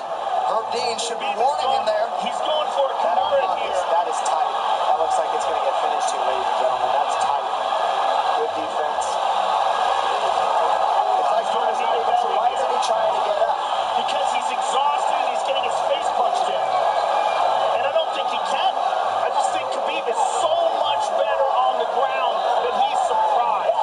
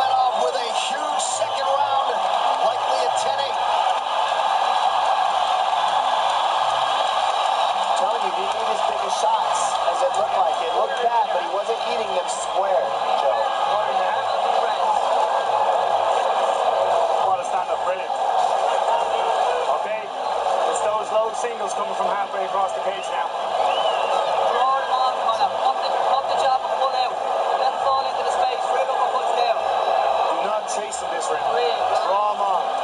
If you push him back, you can spend the first minute just getting your bro covered. Khabib is not even tired here. This is what's terrifying. Look at this right hand. Boom. Clips him on the chin. Drops him. Let's see it again. Winging right hand. And as you said, Dominic Cruz, he was looking for the takedown, and that's why he got hit by the right hand. It takes you back to Cro Cop versus Kevin Randleman. Same sort of situation. Gotta respect the takedown, especially when you don't get up. Round 3 brought to you by B3, the official protein snack of UFC. John Kavanagh not wanting McGregor to chase. We'll see if he can oblige. Kavanagh said pressure to get your air back. Get a little air if you pressure in the beginning. And now Khabib's tired too, don't forget that. The striking, he's full of blood. The call card. Perhaps McGregor sensing that now. McGregor leaving for that big left hand. Khabib used tons of energy on that ground and pound, Joe. Tons. That was a crazy pace, that last round. Well, we did see him slow down considerably against Al Iaquinta in the later rounds. And now you're seeing Conor go at the body. That's the same thing he did to Mendez. He waited 2 rounds and started teeping at the body. And it starts going at Conor. There it is. There's the teep to the body. He's just trying to take air out of Khabib, letting Khabib wrestle himself out. Because you gotta, it can go both ways. Well, you hate to read too much into the body language, but this is as fatigued as I've seen Khabib Nurmagomedov in that octagon. I don't know if he looks fatigued to me. It doesn't look like he's breathing heavy. It looks like he's trying to find his moments, but he's getting outboxed. Yeah, I don't think he's tired. I think he's just a little heavy from the grappling last round, but he's not tired per se. Muscles are full of blood, so he's a little slower. And that's where Conor can use his left. There's the shot. And that's what his coaches, that's what they were talking about. Stuck that one. Oh, elbow by Conor. That's what Kavanagh was talking about. Said the first couple shots are going to come heavy, later it won't be so heavy. Big right hand by Khabib. Just over 3 minutes here in this 3rd round. Level change from Khabib. They stuffed that as well. Look at this. This is where it's getting interesting. Now, the real question is, how much endurance does Conor have now? How much has he worked on his conditioning?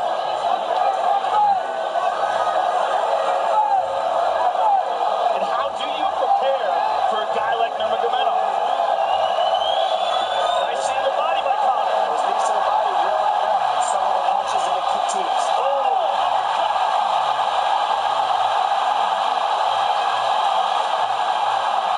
McGregor feints. These guys are staring each other in the face right at time. No range at all. They're just sitting there punching, exchanging. McGregor continues to bank that body work. Seeing Khabib standing right in front of Conor like this is crazy. I don't understand why he doesn't shoot, why he doesn't mix it up. Oh, he clipped him the left hand. He slapped him. He slapped him on that one. Front kick to the body by Conor. He's pawing with that punch. He's having a hard time getting that snap back. And Khabib standing right in front of perhaps the best striker in UFC history. McGregor to the body again. Good left hand to the body there by Conor. Another good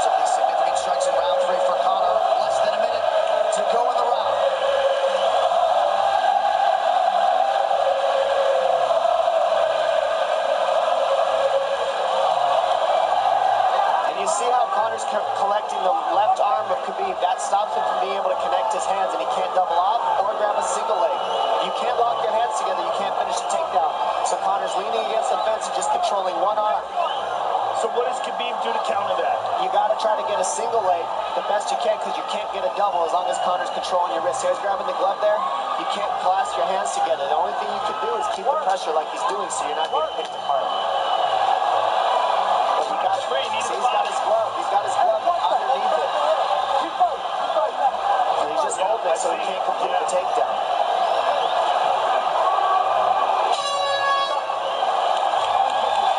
15 minutes in the books. We head to the championship rounds. Grabbing. What did Khabib just say to him? Couldn't understand it. Well, Conor was grabbing his glove, which is illegal. The hooking of the glove is illegal. It's a veteran move. He's tired, brother. He's tired. Don't let him work. Don't let him work. Just pressure it. When you punch hard, you go for the takedown. This is the fourth round. Drink some water. Drink some water. Here. No, too much.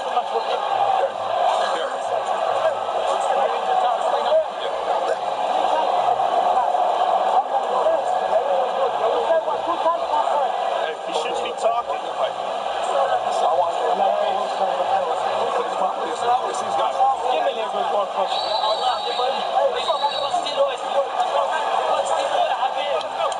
Khabib there protesting to the referee Herb Dean that 3 times Conor McGregor has held the glove.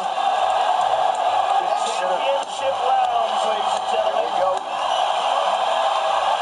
And Khabib, if you've watched his career, you know he's not in his element unless he is jabbing and talking to whomever. The referee, his opponent, round 4. Watch the counter left hand of Conor. That's what he's been set up. He's waiting for the right hand of Khabib. Conor looks very good coming out for this 4th round. I swear, I think this is when he was looking to try to get him, waiting for Khabib to get a little tired on the takedowns and look to knock him out later. You would think it'd be the other way around, though. Second time for both of these fighters to have seen a 4th round in their careers. That jabbing front kick to the body. He used that fantastically against Chad Mendes. He's using it here again tonight. There it is again. You're so worried about the power in his hands that sometimes you forget about his legs.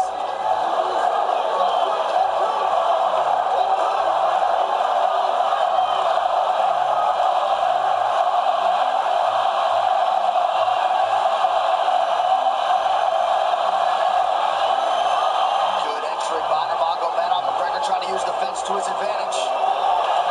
And he gets tripped right down. Too good.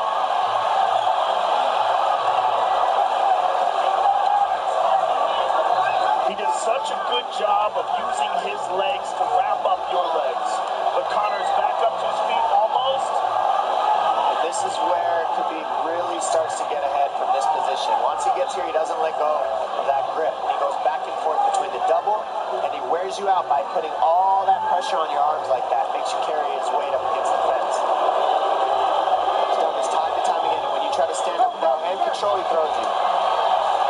Another warning from Herb Dean for a fence grab there. His grappling is just one step ahead. Just tremendous control on the ground. 4 of 7 on the takedowns for Nurmagomedov. But it's what he does with them. 2 minutes have gone by here in round 4. Got an arm triangle almost, but Conor got weaseled his other arm in there. It's in there, but it's still the fact that he can pin the head against the arm is just it's a big part of securing that. If he can control that now, he stepped the arm over, and now Conor regained that arm. The one thing Conor has done is stayed pretty safe. He's just getting controlled very badly is the only difference. Good hip escape there by Conor. Needs to keep going if he has the energy. But again, Khabib uses those legs to tie his legs up. And it's a big part of his grappling. It's not just grappling with his arms, but utilizing his legs for control. Big left hands from Nurmagomedov. Again, full mount. Back mount. There's the choke. He's got it. It's under the neck. There it is. No, it's on the chin. There's the tap. Still undisputed. Khabib Nurmagomedov.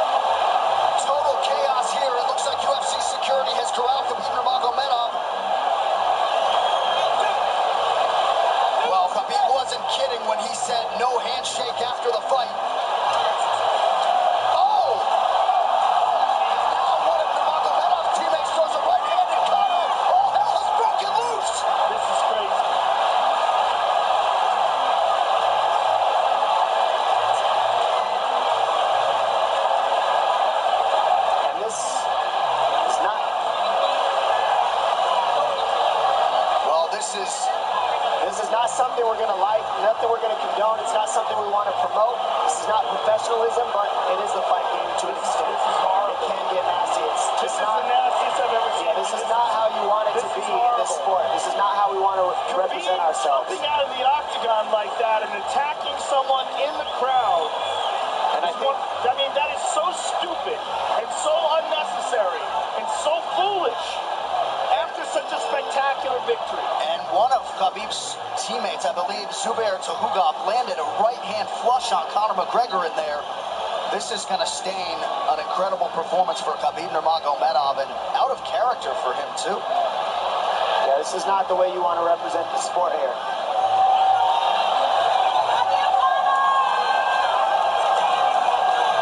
Well, Conor McGregor showed you the championship heart tonight. He had a few moments in the middle of this fight, but as many expected, Khabib Nurmagomedov, once again, for all his contemporaries, just too much. Too much on the ground. Had the striking going tonight. But I feel like this entire event has been marred by him jumping out of the octagon and attacking Dylan Dennis like that. This is just, the whole thing is so foolish. Well, it just ruins everything in it. And then his teammates jumping in the octagon, punching Conor McGregor. I mean, this is just crazy. It's a habit. And I think they connected pretty heavy on Conor. Yes. They hit him from right behind. in front of us. Dana White in there trying to restore order. And Conor wasn't participating in this, by the way. They jumped him when he was just recovering from getting beaten.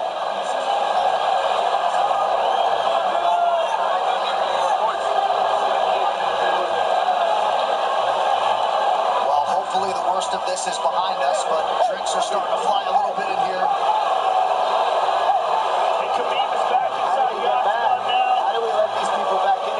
Separate them, I mean. Well, I don't know if there's enough security in the world, because more people who are in dispute here are moving towards the cage, and I don't know if there's enough security to get them out of there.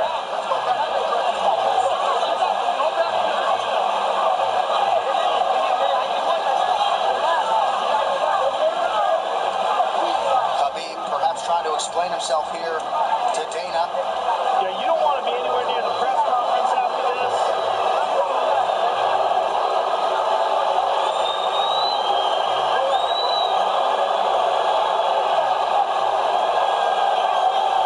Daniel Cormier in there now, supporting his teammate Khabib Nurmagomedov, Luke Rockhold as well.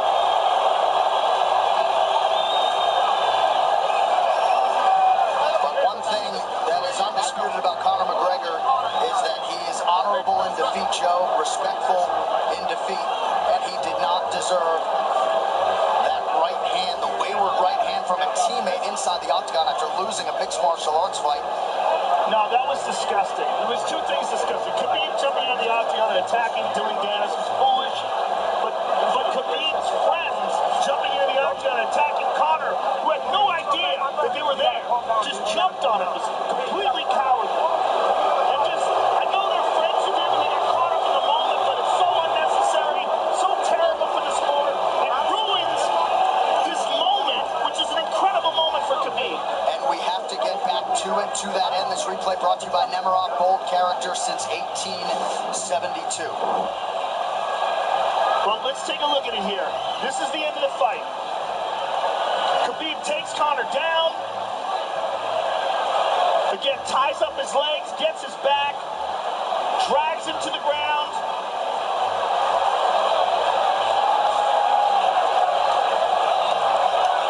Got his back, got his neck, got under the neck, was cranking his neck. It was really more of a neck crank than it was even a choke. If you look at it, he's not even under the chin. And Conor forced the tap. And Khabib's still furious. Even after Conor taps, Khabib's getting up. He screams at him.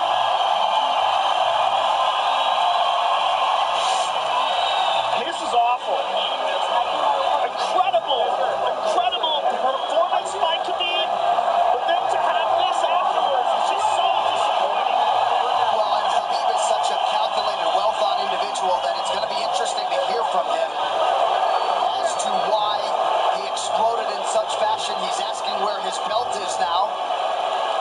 Maynard, our matchmaker, holding on to the gold, but...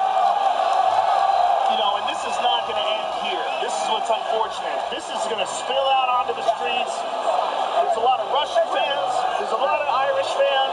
A lot of alcohol. There's a lot of booze and a lot of chaos. The big picture of this whole thing is you're a champion and you got to carry yourself as one. And now everybody who follows you is going to be instigated by this as well. So yeah, you're right, Joe. There's going to be fights everywhere tonight. Just when you thought maybe you had seen it all. An amazing night of mixed martial arts competition, somewhat marred here late by the fight after the fight. Dana White's in front of us right now, gets disgusted by the whole thing. Saying that Khabib probably won't be fighting again for a long time, and maybe not Conor either. Well, Conor didn't do anything. I mean, Conor lost, but he stayed there and he got attacked. True. Khabib jumped out of the octagon, attacked Dylan Dennis. His friends jumped in the octagon and attacked Conor. Conor didn't even retaliate. I mean, he got jumped. Yeah, that's what it amounts to. What's crazy is Khabib doing it. He's going to get fined. He's likely going to get suspended. This is awful. It's just not a pretty way to become champion, in my opinion. It's not how I would want it. And just, I can't overstate how out of character it is for the eternally composed Khabib Nurmagomedov. Sure. Well, he's a respectful man. And when he's disrespected, he takes it extremely personally. He doesn't think this is just a game. This isn't fun. It's not promotion. For him, this is deeply, deeply personal. It's rooted. It went all the way to families for these two gentlemen, so it's a big deal for both of them. What's going to happen is, this is what I believe. If I put this belt on you, everybody's going to start throwing shit into the octagon. Other people not going to help.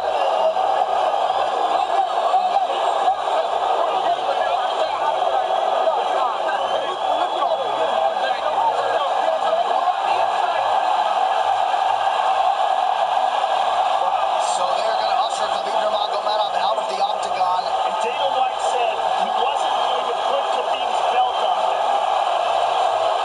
This is crazy.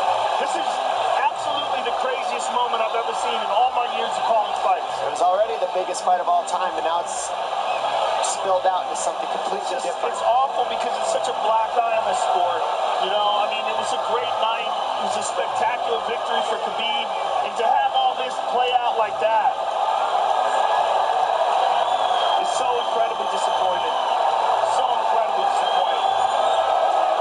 And Nurmagomedov seemed hell-bent on getting that belt inside the octagon, but they will usher him out. He will not talk to Joe Rogan. We will... When they're throwing things at him, he's going to experience hate like he's never experienced in his entire career. If he thought he experienced hate before this is going to be on a whole nother level.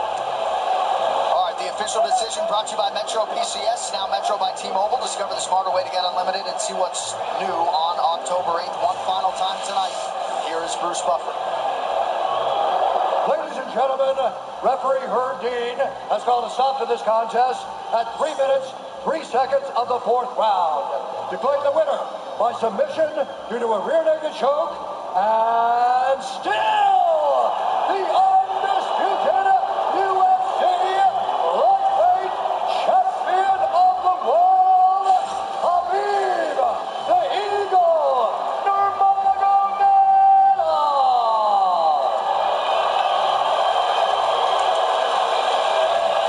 EA Sports UFC 3, get up to 50% off, including exclusive in-game content with the new limited-time UFC 3 Notorious Edition available on Xbox One and PS4 until October 16th. It's so weird to watch him run a commercial now.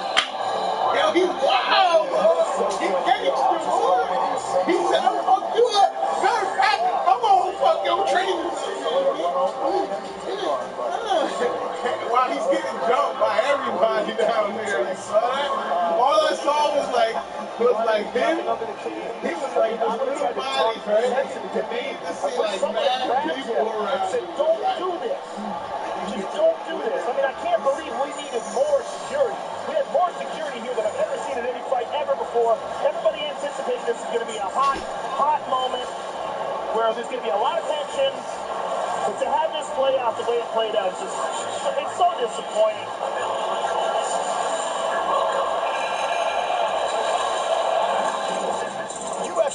29, Khabib versus McGregor has been brought to you by Harley-Davidson.